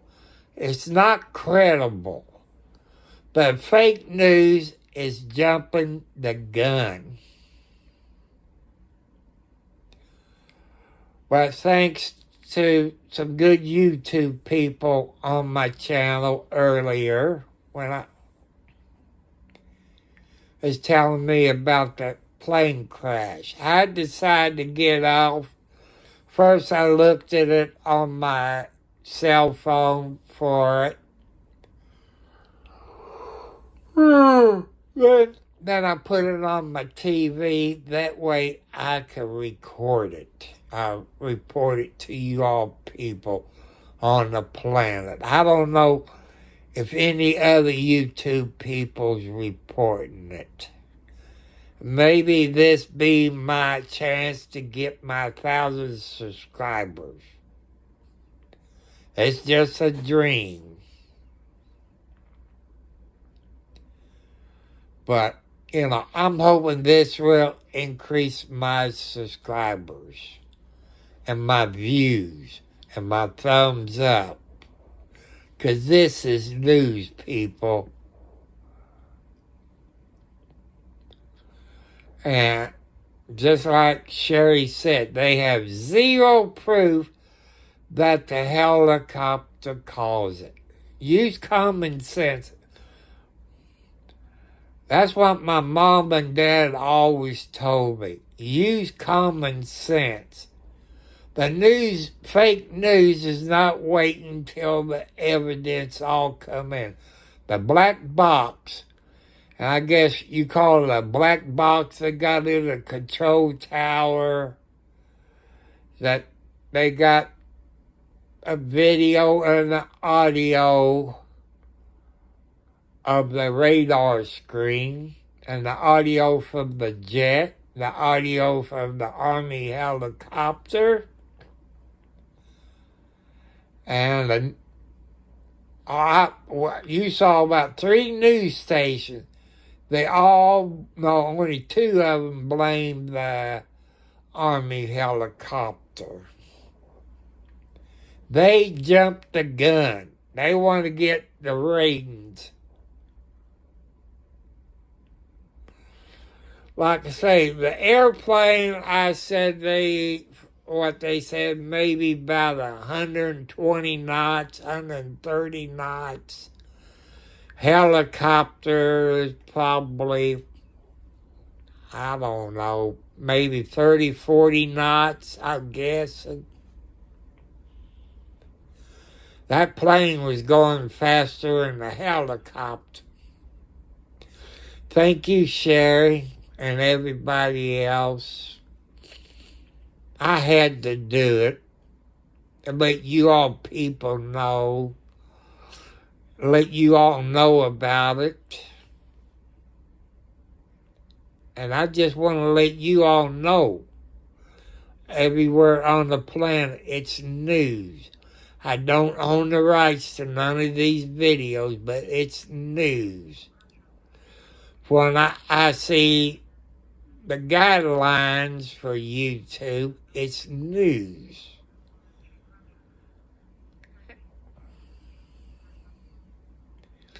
Anybody on here, who watch this later, give me the thumbs up. Hit the subscribe bell. When you hit the subscribe bell, hit all notifications. And I want to thank you all.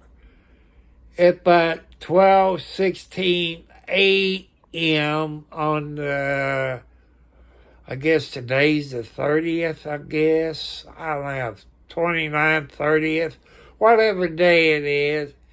Happy birthday, everybody. You're born today. Happy anniversary if you got married today.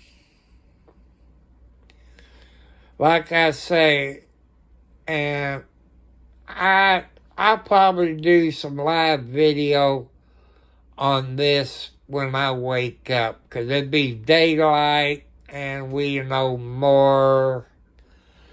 It's going to take maybe 24 to 48 hours on the black box. The control tower boxes, I can't remember how long that would take. You're probably looking at 2 days on those black boxes, from the airplane, the control tower, the video of the radar and audio from the plane and the helicopter. So don't put your blame on the helicopter yet. Thank you, Sherry. And I don't want you to blame anybody until the facts comes in. Those 2 news stations don't blame the helicopter pilot before the facts came in. That is not news reporting. You're supposed to wait until the facts comes in. That is fake news, people. You have to wait until the black box and I'm going to say the black box. You got to wait for whatever they got in the control tower. I'm going to call that a black box too. They got some kind of box that shows the radar where everybody's on the radar. They also got the audio where they talk to the plane pilot and the Army pilot and the Black Hawk. So don't jump the gun yet, because those 2 news stations is fake news. They putting the blame on the helicopter. You heard them say the helicopters in that area usually stay around 150, 200 feet. That's not where they was at. Plus, they said runway 33 is not used that much. So why did this plane, jet, using 33 when they don't use it that much? You know, just think about it. You heard him say it on the news, the fake news, that they don't use 33 that much. So there's something fishy there. There's something real fishy about that. But when I get up in the morning, I look at a couple of cable channels, you know, like CNN, Fox, ABC, and whatever, but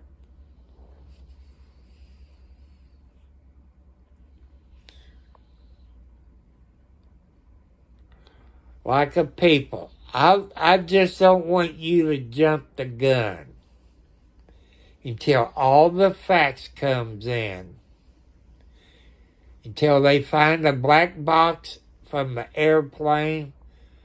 And I'm going to say a black box in the control tower. I don't think that's what I want to say, but they got something like a black box.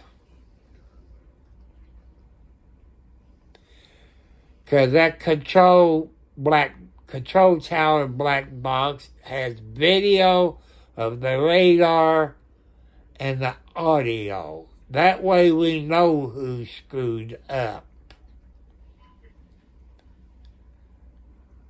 And those people in the control tower works about 12 hours a day.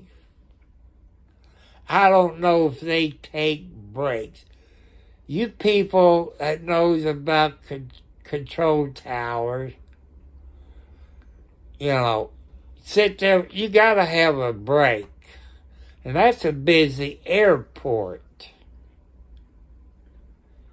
They don't have enough control tower people. They shouldn't work 12-hour shifts. They should only work 8-hour shifts.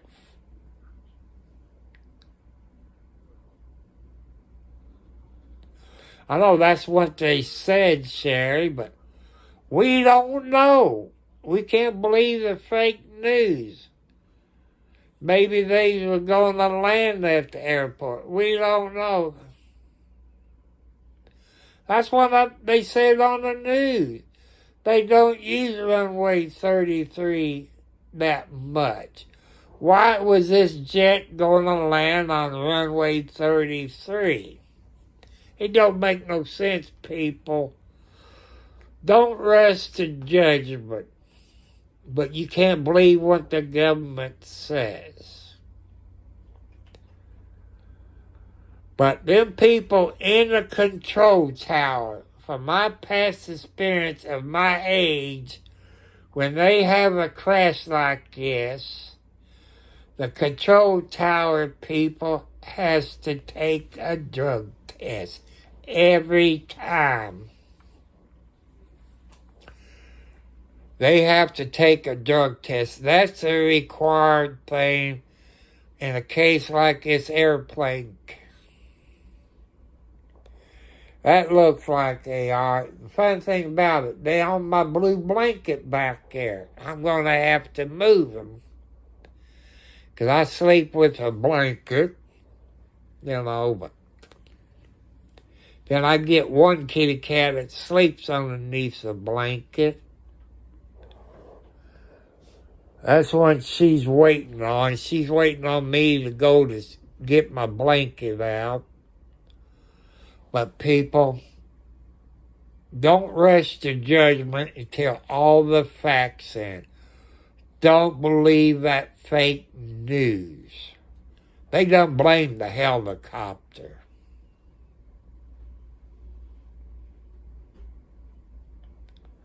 They don't blame the helicopter, those fake news stations. You also heard the fake news that they don't use runway 33 that much. But who's right, people? Can you believe the government? I can't believe them anymore. I haven't the last 4 years under that donkey Biden. You know, I don't believe. And since you got the fire department and all that there, if you all go back to 9/11, when that happened,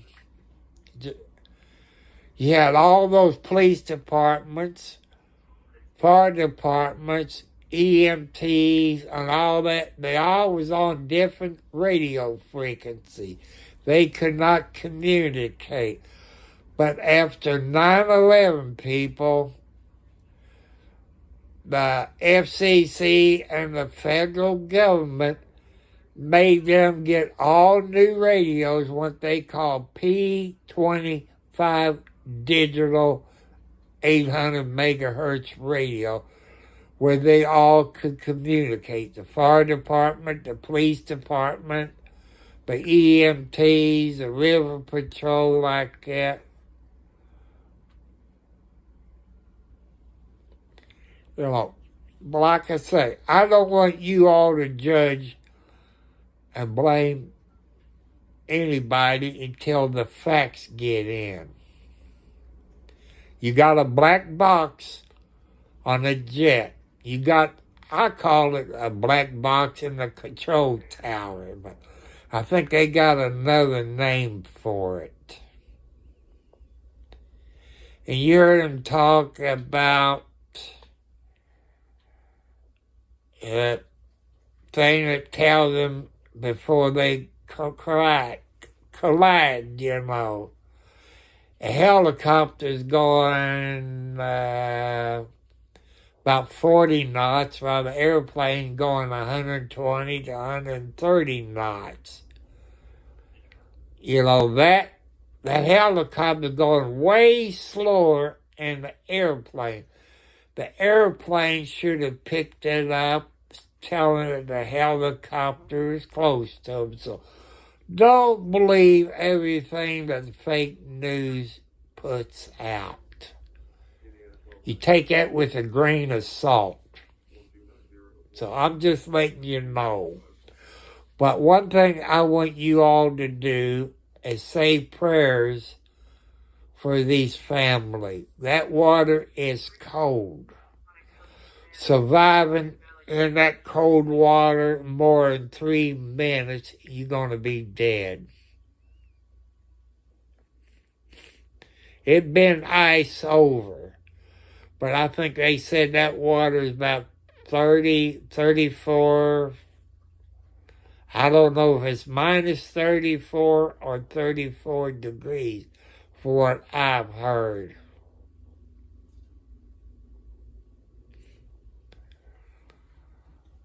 But I say, people, from my past experience, I'm not a pilot, but I've been around, I've seen a bunch of plane crashes. My first thought is a control tower. You know, the Reagan Airport is busy. They're busy. So that'd be my first thought, is a control tower. What I know from my past experience on plane wrecks, just like this, they have to take a drug test. I call it a black box in the control tower. That shows the radar blimps and the audio where the control tower is talking to the jet and the helicopter. You helicopters knows when you get in around the airport, you got to keep in touch with them. You tell them how high you are. They said around the airport like that, in security, you have to be around 125 to 200 feet. So I'll let you all think about it, tonight or this morning. But don't blame the helicopter until all the facts, and the 2 news stations blamed the helicopter before the facts came out.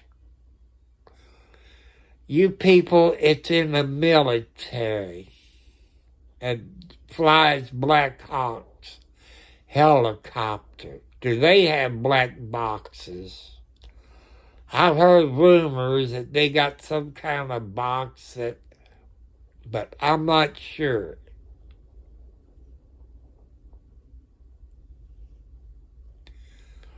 But we need to get the facts before,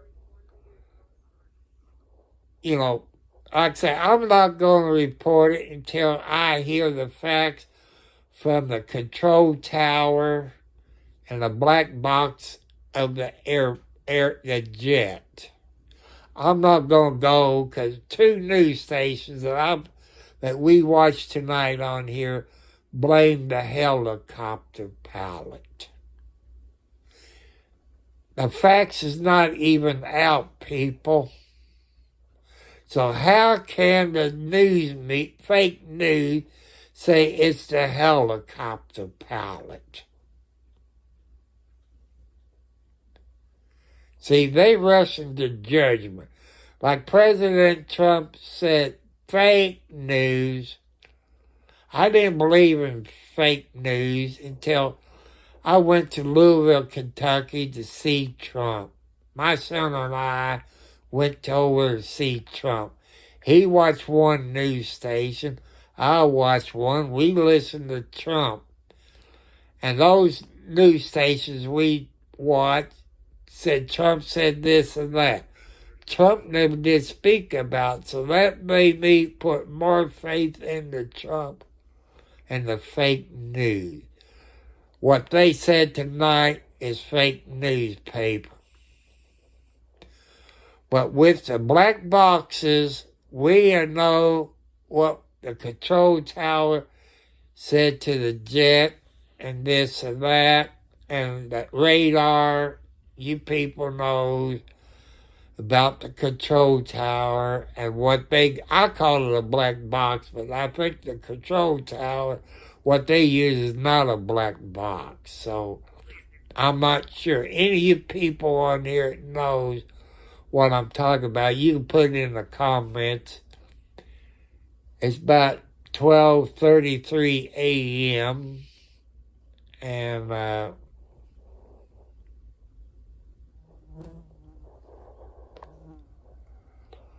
but, I can't believe anything the news station. And we want to make sure something is really happening. The river, the Potomac, is frozen. We're talking about 39 degrees as we speak today. So it's been frozen since the inauguration day. So that's another hassle that the U.S. Coast Guard has to maneuver through all this ice in order to get to the crash scene. The crash scene is about 2 miles from where I'm at. Based on what I see, I have friends that work at the D.C. park. Based on their analysis on the site, this is not a search and rescue mission at this point, okay? It is, unfortunately, it's a recovery mission. I see only a handful of boats. I would say maybe 10 boats at the very most. Most of them are on the east side of the river, which is by the military base, and I believe that's where the crash, where the debris of the plane is. So this is what is happening right now. I see 5 trucks on the Reagan Airport. So there's 2 actual sites of the crash. What you see on the screen right now is the Reagan Airport, but we need someone to take a look at the crash scene. I see helicopter with their flash and lights all over the Potomac, trying to find any possible life. When we talk about 38 degrees, we're talking about hypothermia. It's inevitable. Right. So this happened at 8:50 p.m. Now we are at 12:34. We're hitting almost 4 hours. Yeah. So this is really devastating. Bonnie, let me jump in for a second here because I just want to point out, yes, when we talked about the air temperature, we talked about the water temperature. Clearly, these are dangerous, treacherous, life-threatening conditions out there. We do not have any confirmation yet. It's been called a rescue mission. They have not officially called it a recovery operation, which again we're hoping to hear some update momentarily. Yeah, and from our vantage point, it actually looks like it's somewhat stayed the same. The presence, if anything, has only grown. But if I understand you clearly from what you've been able to see, because you have a different view, does it look like there are fewer boats in the water? Fewer boats, 100%. Yeah. They are all stationed, and all of them are stationed on the east side of the river. So and they've been stationed there for a while now. So that tells me that they found the debris of the plane. So what they're doing right now is they're either collecting, rescuing. You're right. They called it search and rescue, so we just keep it that way and hope for the best. Hopefully, they found some live people within this cold temperature waterway. You would hope so. Yeah, and where you see most of the boats, is that still on the Maryland side, like where the Joint Base, Anacostia Bowling side? Correct. Yes, but let me take you actually outside. Let's take a look and see. Yeah, that'd be great if you can. Thank you. Yeah. I say it's the recovery. And I realize, because we've seen from people who've been sending us video just from their vantage points, and when you look at it from afar, you get a sense of what kind of massive operation. It is a massive operation, 100%. The fire trucks at the Reagan Airport, we're talking about hundreds of them. But the amount of boats in the water, they're like handful. That just tells me it's either the frozen water and inability for many of these boats to get to the sites. I'm not so sure, but it's not as the scene in the water is not as much as the scene at the runway or at the Anacostia Bowling military base. So, Abadi, we thank you so much for your insight on this and just from your story. We have to go back to the airport right now. We're still awaiting that briefing, but Nana Segabonsu is there. She has been at the airport since the breaking news came down, and she's here with an update now. Nana? Hey, Jim. Yes, in moments we are expecting a briefing, an update from public safety officials. We know D.C. Fire is here. We know D.C. Mayor Bowser is here as well as Metropolitan Washington Airports Authority, all expected to speak at this podium that is set here. A number of news outlets, media outlets here, all doing the same thing that people, you say they've been in the water for 4 hours. It's icy water. I'm going to say it's a recovery. When that temperature is that cold, people, 30-something, it's ice and all that in that water. What's it, hypothermia? I say they're dead. I hate to say it, people. Hypothermia, you can't live maybe 3 to 10 minutes in that water if it's that long. And I'm sorry for saying this, but they haven't said a recovery, but my past experience in cold water and what I know of my age, you can't survive. If it was summertime, when it's 90 to 100 degrees, they probably would survive. But with this cold temperature, people, they're not going to survive unless they can get to them within, it's freezing waters. It's, people, I'm trying to use common sense. I'm just trying to use common sense.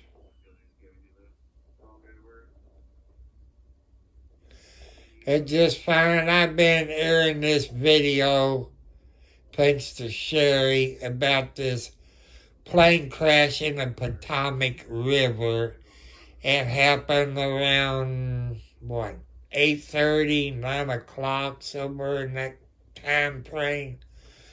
A plane that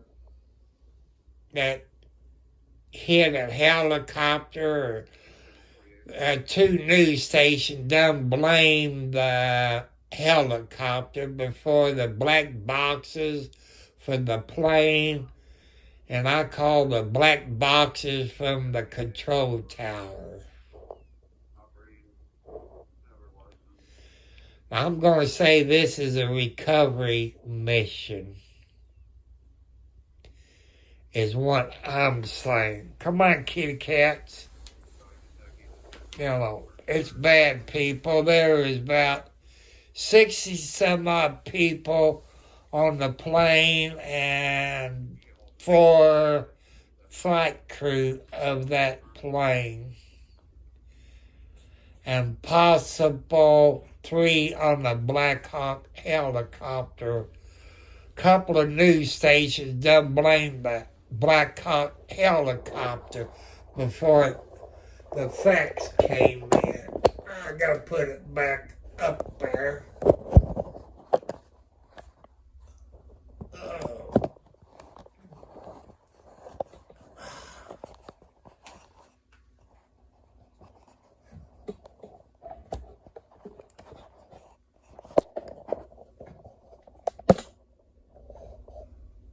But people, to me, it's going to be a recovery. It's going to be a recovery, people. I hate to say it. My age telling me it's a recovery mission.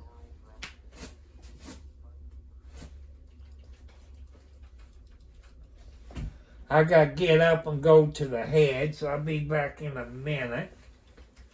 Oh.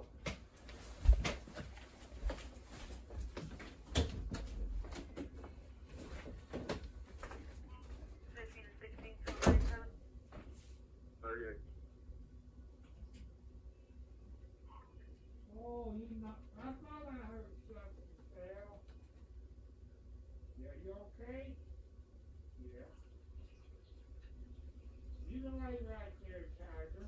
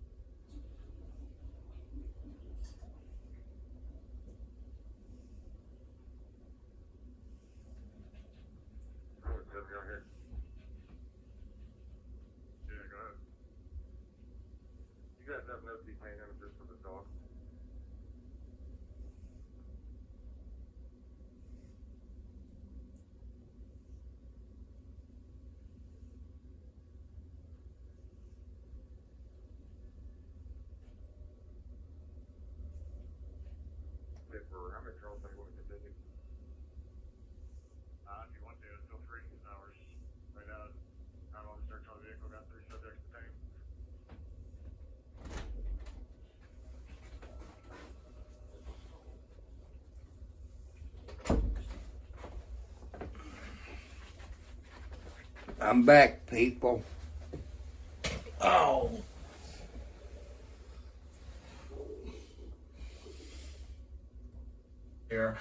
That very busy Reagan National Airport, we would see flights diverted. These flights, several of them diverted, something that I feel like we haven't seen the amount of flights that we saw diverted after this incident, which is understandable. Right. This is something that we really have not seen before. And then obviously those who were on, the passengers who were on those flights had to get in touch with their family members or whoever was possibly going to pick them up at Reagan to say, now I'm at Dulles, now I'm at BWI. And obviously, once they learned, this is me speculating, but once I'm just putting myself in their shoes, learning what happened as soon as they landed. I'm pretty sure they were very thankful because at this moment, I mean, I'm pretty sure for those who have flown in and out of Reagan, you could say that could have been me. And so that's very sobering, a very sobering thought for those passengers who landed, who were on those diverted flights that were supposed to land at Reagan in the 9 o'clock hour. But many of them, again, landed safely at Dulles and BWI. And again, as Jim, you and Angie been mentioning tonight, obviously that Silver Line service has been extended. I'm back. From Dulles, obviously people are making transportation or made transportation arrangements from BWI as well. And look, that was my count on FlightAware, but I do believe that there were other flights because it was a very busy night at Reagan National. I do believe there were other flights that were diverted as well. But I'm also seeing the cancellations that are also popping up. Typically, the boards that we've seen where Nana showed us the board that had the message up there, typically those boards will tell you what the delays and the cancellations are when we've gone and done snowstorms or anything that have been weather impacts there. We go to those boards to see what's happening and to see what kind of delays and cancellations are going to be. Right. And so I went on FlightAware.com. Which we use often. I mean, it's a very useful tool, yeah. And it's already showing a number of cancellations, obviously. And then, yes, we've been reporting that the airport is going to be closed to 5 a.m. But, Jim, Angie, this will be a ripple effect that I know that we're reporting that right now it's showing that the airport is going to be closed until 5 a.m. on Friday. But knowing Reagan and knowing what we even saw from the snowstorm from a few weeks ago,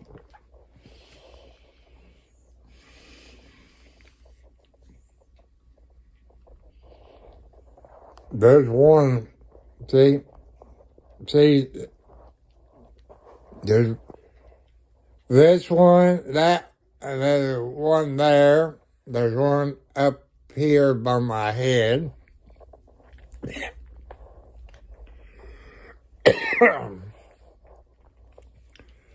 But people, I don't want you to judge who's to blame. I don't want you to judge who's to blame. You know, don't blame the helicopter pilot. Don't blame the jets.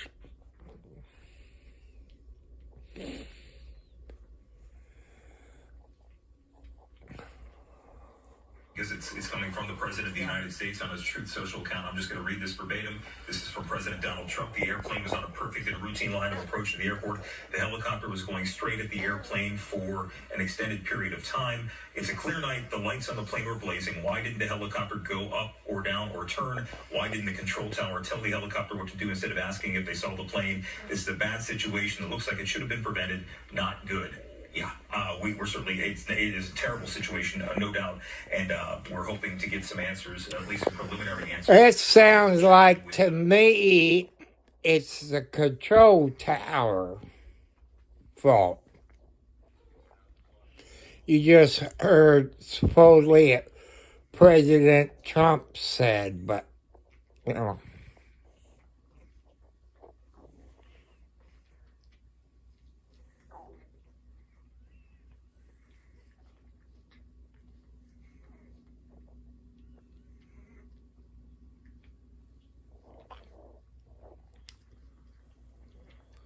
But people with my age, I've seen plane wrecks. I'm putting my blame on the control tower.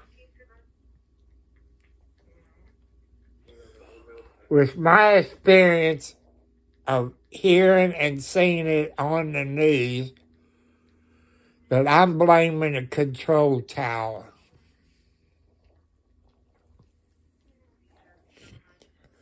I hate to do it, but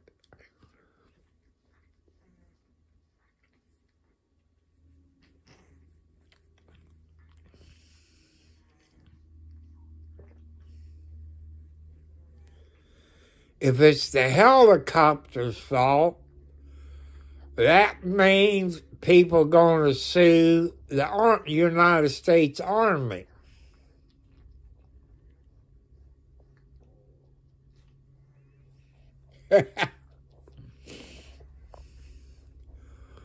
But people, wait until the facts comes in. Wait until the black box from the airplane. Wait until, I guess, the black box. What if they're using a control tower?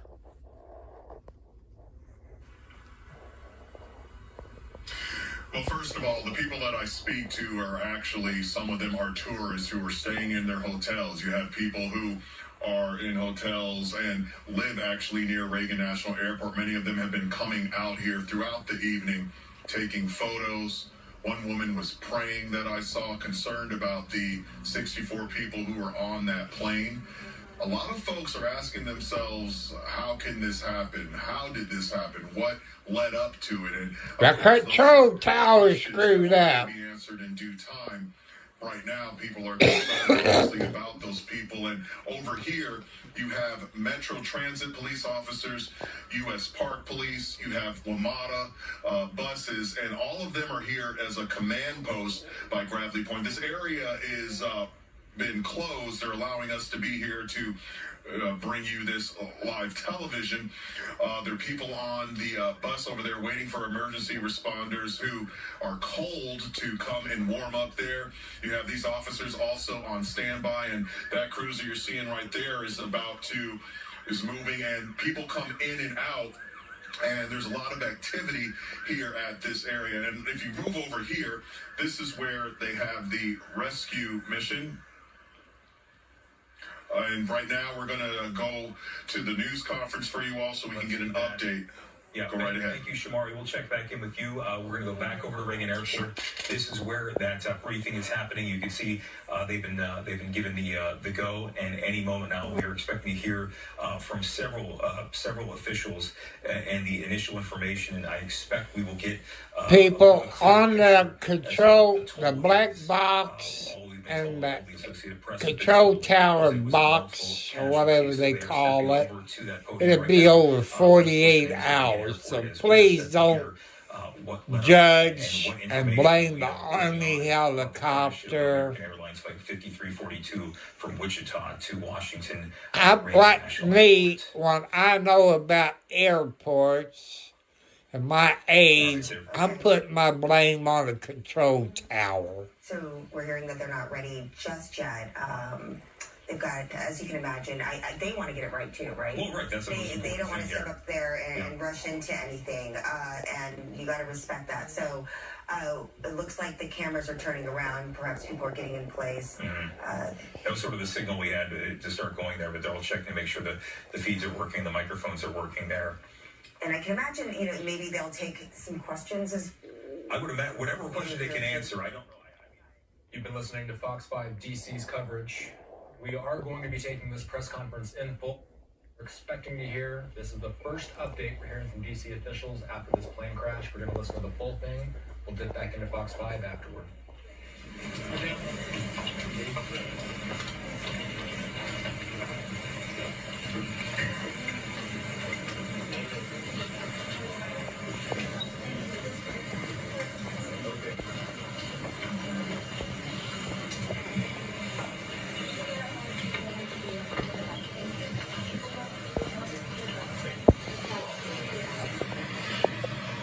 Bowser. I'm the mayor of Washington, D.C.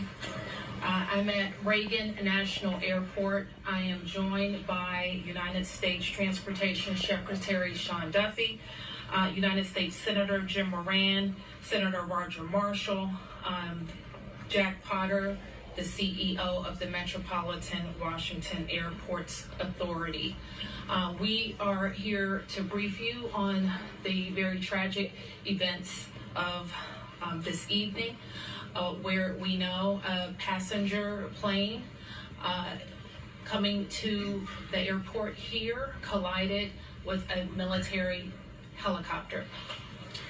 Our fire department, DC Fire and EMS, supported by fire departments and police departments from across the Washington metropolitan region, are executing a rescue operation in the Potomac River. They are working diligently in very dark and cold conditions, cold water, to execute this rescue operation.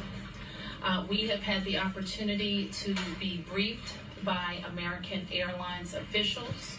I'm told that American Airlines leadership is on the way to Washington as well. And officials are in the airport talking to families now. We do have a 1-800 number where families should contact us, should contact American Airlines for more information, and we will be providing that information shortly.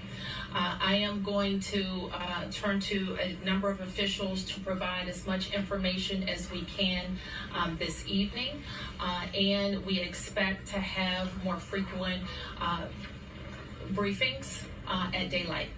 So with that, I'm going to turn to Secretary Duffy. Thank you, Mayor Bowser. I think for all of us, we want to extend our thoughts and prayers to those individuals who were impacted by the events tonight, their families. We know this is a very difficult time for all of them. I want to join the mayor and everyone here to extend our thank you to the first responders who, again, in very difficult situations and environments, are out there searching and attempting a rescue. Tonight, I spoke with President Trump and his team in the Situation Room. I had a conversation with Secretary Pete Hegseth as well, and then with the Kansas delegation and the mayor and others. Thank you, all change. Governor Youngkin from Virginia and Governor Kelly from Kansas. From the Department of Transportation and FAA's perspective, we are going to offer full support to those on the ground, to the mayor, but also to the NTSB, who is going to be conducting the investigation in this matter. We are going to provide all the support that's necessary. Mayor. Thank you. So with that, I want to ask Chief John Johnley from DC Fire and EMS to provide an update. Good evening, everyone. I'm John Donnelly, Chief of DC Fire and EMS. This evening at 8:48, an alert was sounded, initiating a regional response to a report of an aircraft crash on approach to the airport. This response includes first the Metropolitan Washington Airports Authority's Fire Department, the District of Columbia Fire Department, the Metropolitan Police Department, and the U.S. Police to respond into the area and to sort that out. At 8:58, the first units arrived on the scene and found an aircraft in the water and began rescue operations. This incident has grown. There's currently about 300 responders working. We have boats from all throughout the region, police and fire boats. We have a mutual aid agreement in Washington, D.C., the National Capital Region Mutual Aid Agreement administered by the Metropolitan Washington Council of Governments, and we're all operating under that. We're operating under a unified command. Everybody's together. So we also have requested state police helicopters from Maryland, and the Coast Guard helicopter is working. So this is a state and federal response as well. U.S. Coast Guard's got some boats in the water as well. So it's a highly complex operation. The conditions out there are extremely rough for the responders. It's cold. They're dealing with relatively windy conditions. Wind is hard out on the river. So they're out there working. We're doing everything we can to keep them safe. And with that, I'm going to turn it back to the mayor. Thank you. In Chief Bonnet from MWA. I'm Roy Bonnet, Fire Chief of MWA Fire and Rescue. Our unit, as Chief Donnelly alluded to, in 2048, we received an alert from the FAA tower of an aircraft incident involving a commercial aircraft and a helicopter. Our units immediately responded and deployed 3 boats and immediately called for mutual aid resources. Again, as Chief Donnelly said, it's an active operation that's going to last many hours as we continue to work through recovery efforts and rescue operations. This will be ongoing for quite a while. Our thoughts and prayers are with the families and our communities, and we appreciate all DC's support to our agency and our federal partners. So with that, I wanted to turn to the senators who are from Kansas who wanted to say a few words. First, Senator Moran, and then Senator Marshall. Mayor, thank you, and Mr. Secretary, thank you, and to our first responders, thank you very much for all that's taking place here. I'm Jerry Moran. I'm a United States Senator from Kansas, and I chair the subcommittee and Commerce Committee on Aviation. So we have really a serious and sad circumstance that we want to be here to be helpful, and we're praying that our responders are safe and the folks who are on that flight are recovered. The circumstance I would describe is that I know that flight. Hello, Hunter. Myself. I lobbied American Airlines to begin having a direct nonstop flight service to DCA. That flight has been in existence about a year. And it is certainly true that in Kansas and in Wichita in particular, we're going to know people who are on this flight, know their family members, know somebody. So this is a very personal circumstance as well as an official response. And again, we will do everything we can to make certain that we're supportive of the rescue efforts, and we'll do everything we can to make certain that our subcommittee and Congress is engaged in what needs to take place following the outcome of this evening and this month's kind of investigation. I've talked to NTSB, I've talked to the White House, I've talked to the Department of Defense, and I've talked to the CEO of American Airlines, and there is all of us pulling together for the best outcome possible. I'm honored to be here with my colleague, Senator Marshall, as we try to make certain that we care for those certainly back in Kansas that were on that flight. But it's a reminder that there are people here in Washington, D.C., in this region, in Virginia and Maryland, and many places else that fly to and from Kansas. And so we're rooting and supporting all those, regardless of where you're from. And Mayor, I appreciate the gathering here for us to try to provide information to those in Kansas and across your city. Thank you. Yeah. Thank you. Thank you, Senator Moran and Mayor, Secretary. You know, when one person dies, it's a tragedy, but when many, many, many people die, it's an unbearable sorrow. It's a heartbreak beyond measure. And I know Senator Moran and I are here just to say we care. We wish that there was more we could do. It's a recovery mission. Much at this time. I want the folks to back home to just know that we care, that we love them, and that this is a time when we'll have to join arms together and help each other out. We've been through things like this before, through tornadoes. But I had to bring this, Hunter, but it's really hard because of a plane crash, a helicopter crash. We're doing do their job, and the military personnel we lost.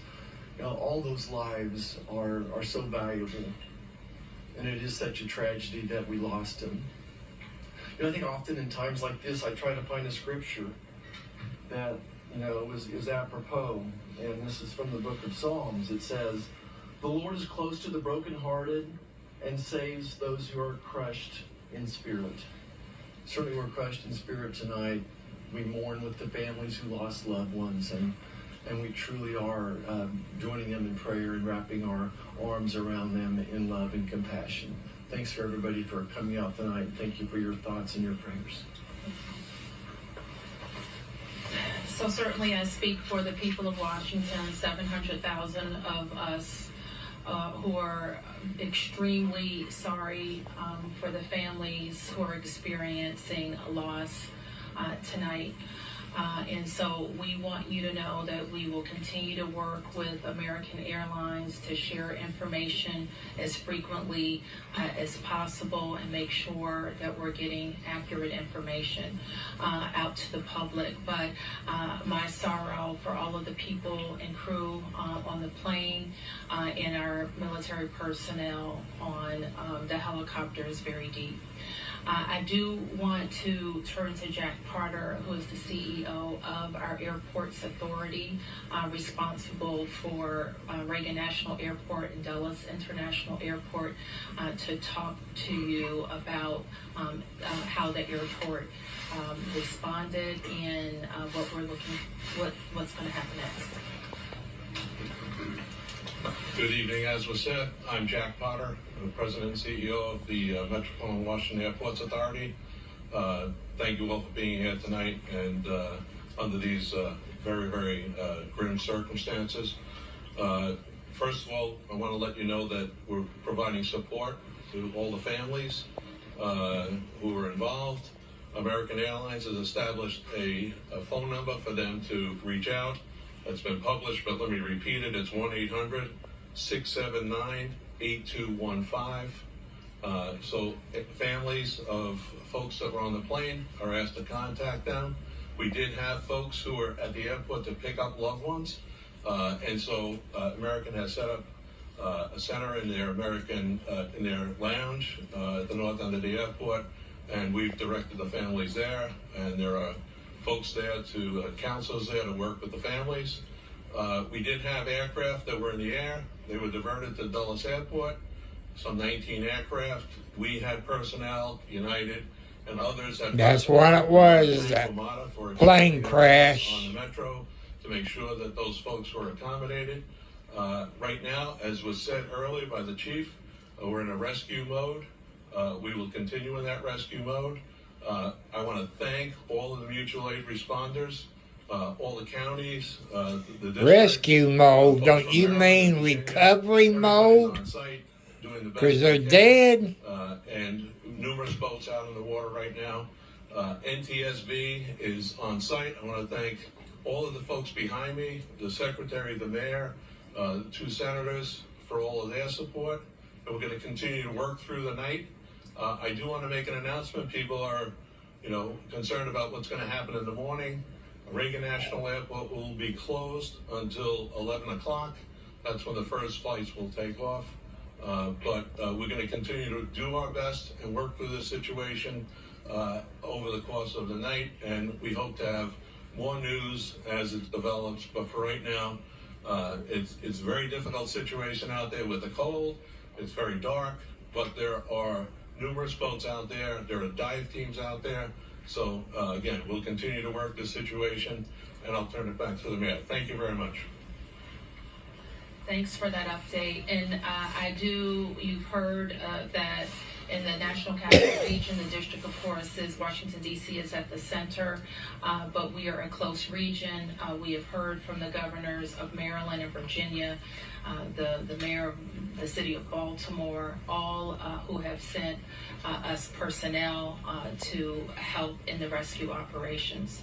Last thing I'll note is just to our local viewership, and just please let our first responders do their work. Try to let our vehicles get to scenes and through scenes. We don't want anybody else to get hurt because of moving vehicles, okay? So we will be able to take a few questions. There's not a lot that we can say. We won't be able to say anything about an investigation. As you know, once Fire and EMS completes the rescue operation, then the investigation goes over to the National Transportation Safety Board. And I'm sure the Safety Board, NTSB, will provide information about when they will be briefing about an investigation. So we'll take a few. Yes? Can you confirm that both aircraft are in the water, and perhaps Chief Donnelly can explain what's involved in conducting an operation like this? Yes, both aircraft are in the water. The focus now is rescuing people, and that's what all of our personnel are focused on. And Chief, I think he's given a pretty good description, but if there's anything else you want to add, Chief? I would just say that the boats are out doing searches. We have divers on both aircraft, and they're searching the aircraft at this point. Right. Yes. Have any survivors been found, and how many bodies have been recovered? All we can confirm tonight is the number of people on each aircraft, 64 people on the American Airlines plane and 3 people on the military helicopter. When we can't provide any more information about recovery efforts. But you didn't talk about lost loved ones, so how do you know that there might be people that lost loved ones? I didn't say I didn't know people had lost loved ones. I said we can't talk about any of the recovery efforts in specific tonight. Yeah, Secretary Duffy, So I'll call on who's next. Yes. Thank you, Mayor Bowser. Will this affect operations at Dulles and BWI? Will the Potomac River traffic be closed to boats? And so Jack has talked about, Jack, can you talk about Dulles? I'm not sure we can talk about BWI, but we can talk about Dulles. There's no impact at BWI or at Dulles. As I said earlier, our airport here, Ronald Reagan National Airport, will be closed until 11 o'clock. Obviously, that will be fluid. We'll learn more, but we wanted to advise passengers who might be coming to the airport in the morning that we will be closed until at least 11 o'clock. Secretary Duffy. Yes, 1 second. You're next. Hi, Mayor. Thank you so much. So, just other than the current situations like you, She's getting sleepy. And it's very dark outside. Although the senator is saying that there are numerous boats in the water, but what's the still, the biggest challenges for the rescues? What best scenario we can expect in the coming few hours? The challenges are access. The water that we're operating in is about 8 feet deep. There is wind, there is pieces of ice out there, so it's just dangerous and hard to work in. And because there's not a lot of lights, you're out there searching every square inch of space to see if you can find anybody. And divers are doing the same thing in the water. The water is dark, it is murky, and that is a very tough condition for them to dive in. The question about the river, we'll make that decision later. The Coast Guard's on scene, and I would expect that it's not a high use time in the river, and we should not expect to have commercial, recreational traffic on the river tomorrow. Okay, 3 questions. 1, 2, 3. It's for Secretary Duffy. Have you been in touch with the air traffic controllers who were in the tower at the time of the crash? I have not. You have not. And the second question, this is your first several hours in this position. What are your thoughts? What are you feeling right now? My focus is on those who are impacted on this flight. And again, I've been a secretary for a little over a day, and the tragedy that we're going to deal with this recovery, I think is touching everyone's hearts, whether it's here in the greater DC area or in Kansas. And again, I think everyone here is thinking and praying for those who potentially have lost a loved one. And thank you. Thank you, Christian. Can any of you give us any sense about how an accident like this could have happened so close to the airport, right in the heart of DC? There have been reports that the DCA tower contacted the helicopter moments before the crash to ask if they had sight of the aircraft, and apparently the helicopter reported that it did have sight of an aircraft. Is it possible that it had the wrong aircraft in sight? Do you have any sense of what went wrong in those final moments? I know that the National Transportation Safety Board and its investigation will be able to search on all of those questions. We wouldn't be able to talk about that tonight. Yes. 2 points for Secretary Duffy. The first thing, you were talking about the worrying situation with the president and both being there. Can you tell us more about the president's initial reactions to this, as well as the access that this was a military So I was not in the Situation Room. I did have a conversation with the Situation Room where the president was located, as well as with Secretary Hegseth. We're exchanging information. I would just note that not just the local team, but the federal team has performed very well in this crisis. I know the president is incredibly concerned about what's happened here today.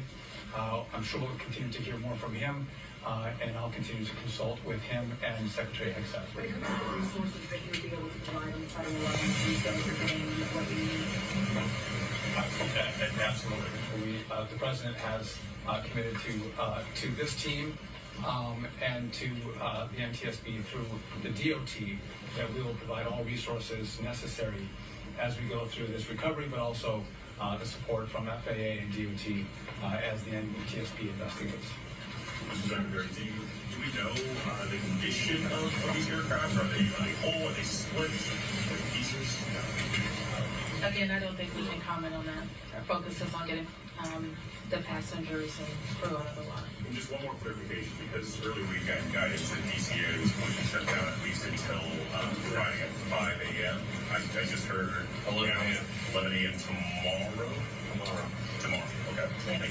Okay, we can take a few more questions. A question here, and then here. Mayor Bowser, can you just confirm, has anybody been transported to the hospital? I can't say anything about the rescue operation right now. Who was next? Yes. Yeah, Chief Donnelly, can you speak a little bit more about the unified command who leads this phase of the rescue and recovery? At what point do you then change phases? And can you describe to us the scene as best you can when first responders close to the ground? So, I happened to be listening to the radio this evening when the call came out. I listened to the responders come in, and the initial response, they were very professional, trying to locate this. This is, if you can imagine, the river is a large black spot at night with no lights on it, except for a few buoy lights. So they were out there looking. The boats pretty quickly were able to locate one of the aircraft and get there. So that's what's going on right now. Everybody's working on that. We will reevaluate where we are with the rescue operation in the morning when we get a better sense of it, but we are still out there working, and we're going to continue that throughout the night. Is there any sense that there are survivors? We don't know yet, but we're working. Is any part of the search happening over land? No, we're all in the work. Yes. Oh, you got a question. Somebody didn't get a question. Hold on. Yes. I just wanted to ask, do you have an estimate yet on how long the recovery efforts will take? So, experiences like this we expect to continue our operations in the fire department for multiple days. And then I would expect the investigation goes longer than that. Okay, you didn't get a question, and you were next, I think. Okay, thank you, Mayor. My question is, do we have any plan to prevent future crash or future accidents? Do we have any to reform the airport control to count those people who are flying in the next few days? And also, how long the rescue is going to last? Are we going to stop rescue after tomorrow 11 a.m.? Divers team, because they are still in the golden hours now. No. I mean, I think you just heard the chief said we're going to be out there as long as it takes. And we're obviously trying to get to people as soon as possible, but we are going to recover our fellow citizens. Yes. This is for the chief and Secretary Duffy. How do you balance the search and rescue operation with preserving the scene for the investigation that's down underway? So, from the fire department's point of view, we are always going to put people first. But I don't think I think our operations, because we have a unified command, we are all working together, and the NTSB is in contact with us, and we will work together to make sure that if there's crucial evidence, that it's preserved. And that's something we do every day with our police department on. It's not a rescue, it's a recovery. Yeah. Secretary Duffy, I know it's early, but are there any immediate actions the FAA should take to prevent helicopters and commercial airplanes getting too close to one another? So, obviously, there'll be a review of what happened here tonight. And after the FAA studies what happened, we will take appropriate action if necessary to modify flight paths and permissions. Do you have any more details about the helicopter mission with the Black Hawk and Mayor Bowser? Have you heard directly from President Trump? I spoke with the President's National Security Advisor, and I have not talked to the President yet, and I do not know what the mission was. So let me close by saying again, thank you to the members of the press to help us get information out to the families. The American Airlines number is 800-679-8215. 800-679-8215. And I expect the airport will likely provide additional information in the morning. Thank you.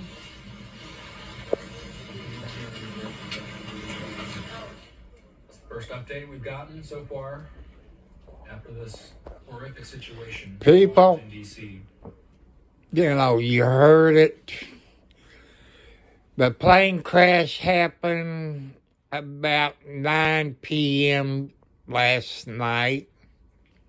Hit a helicopter, Army Black Hawk, which had 3 people on it. The jet had a total of 64 people. That's crew and passengers.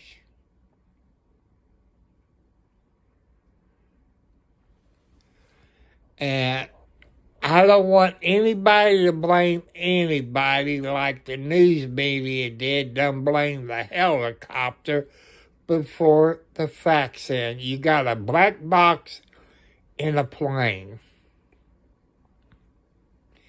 You got, I call it a black box in a control tower. It has where they are on the radar plus audio. So we have to wait until everything comes in before we blame anybody. The news media done blame the helicopter, so that's fake news. You know, you're supposed to wait until the facts comes in, people. Wait until the black box comes in from the jet, and the black box, I call it, from the control tower. But they got something like a black box. It has the audio and the radar. It shows them where they're at on the radar and the audio. Because we don't know what the control tower told the helicopter or the jet.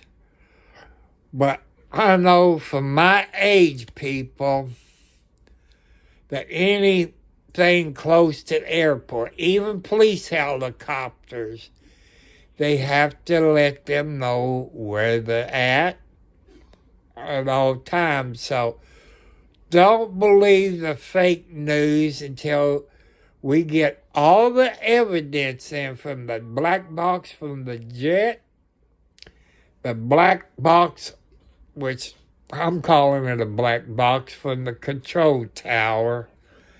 And you all can let me know about the Black Hawk. Do they have a black box or something? I don't know how the Army does stuff. So I don't want you to rush to judgment and blaming the Black Hawk helicopter like those couple of fake news says.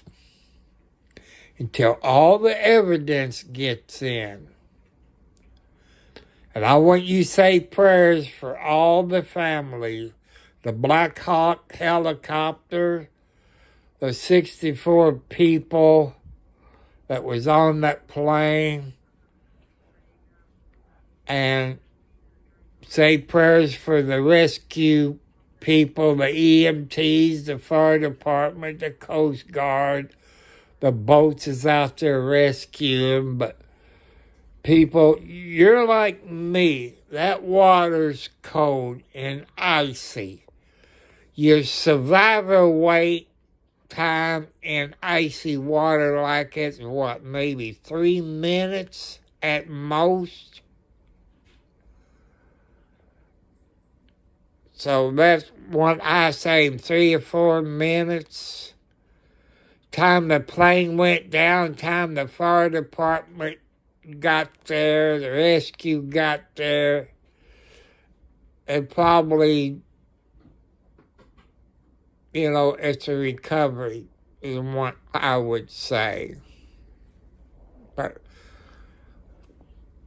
But we just have to wait until see when it gets daylight. So I want to thank you all.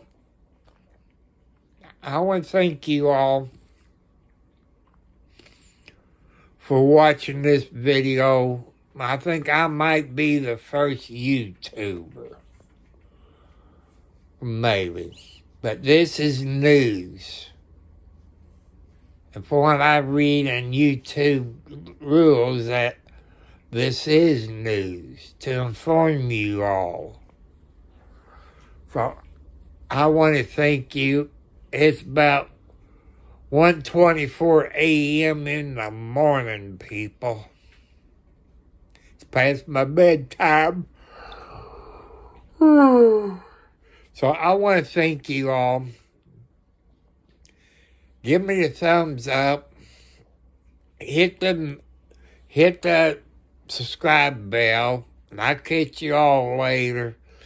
If there's any updates later on today, I might come live. I don't know. It depends what time I get up. I know my clock will go off at 6 o'clock, so I know I get up at 6 and turn it off and go back to sleep. So I love you all. Let's send prayers out to those families and the first responders that's out there working in that ice cold water.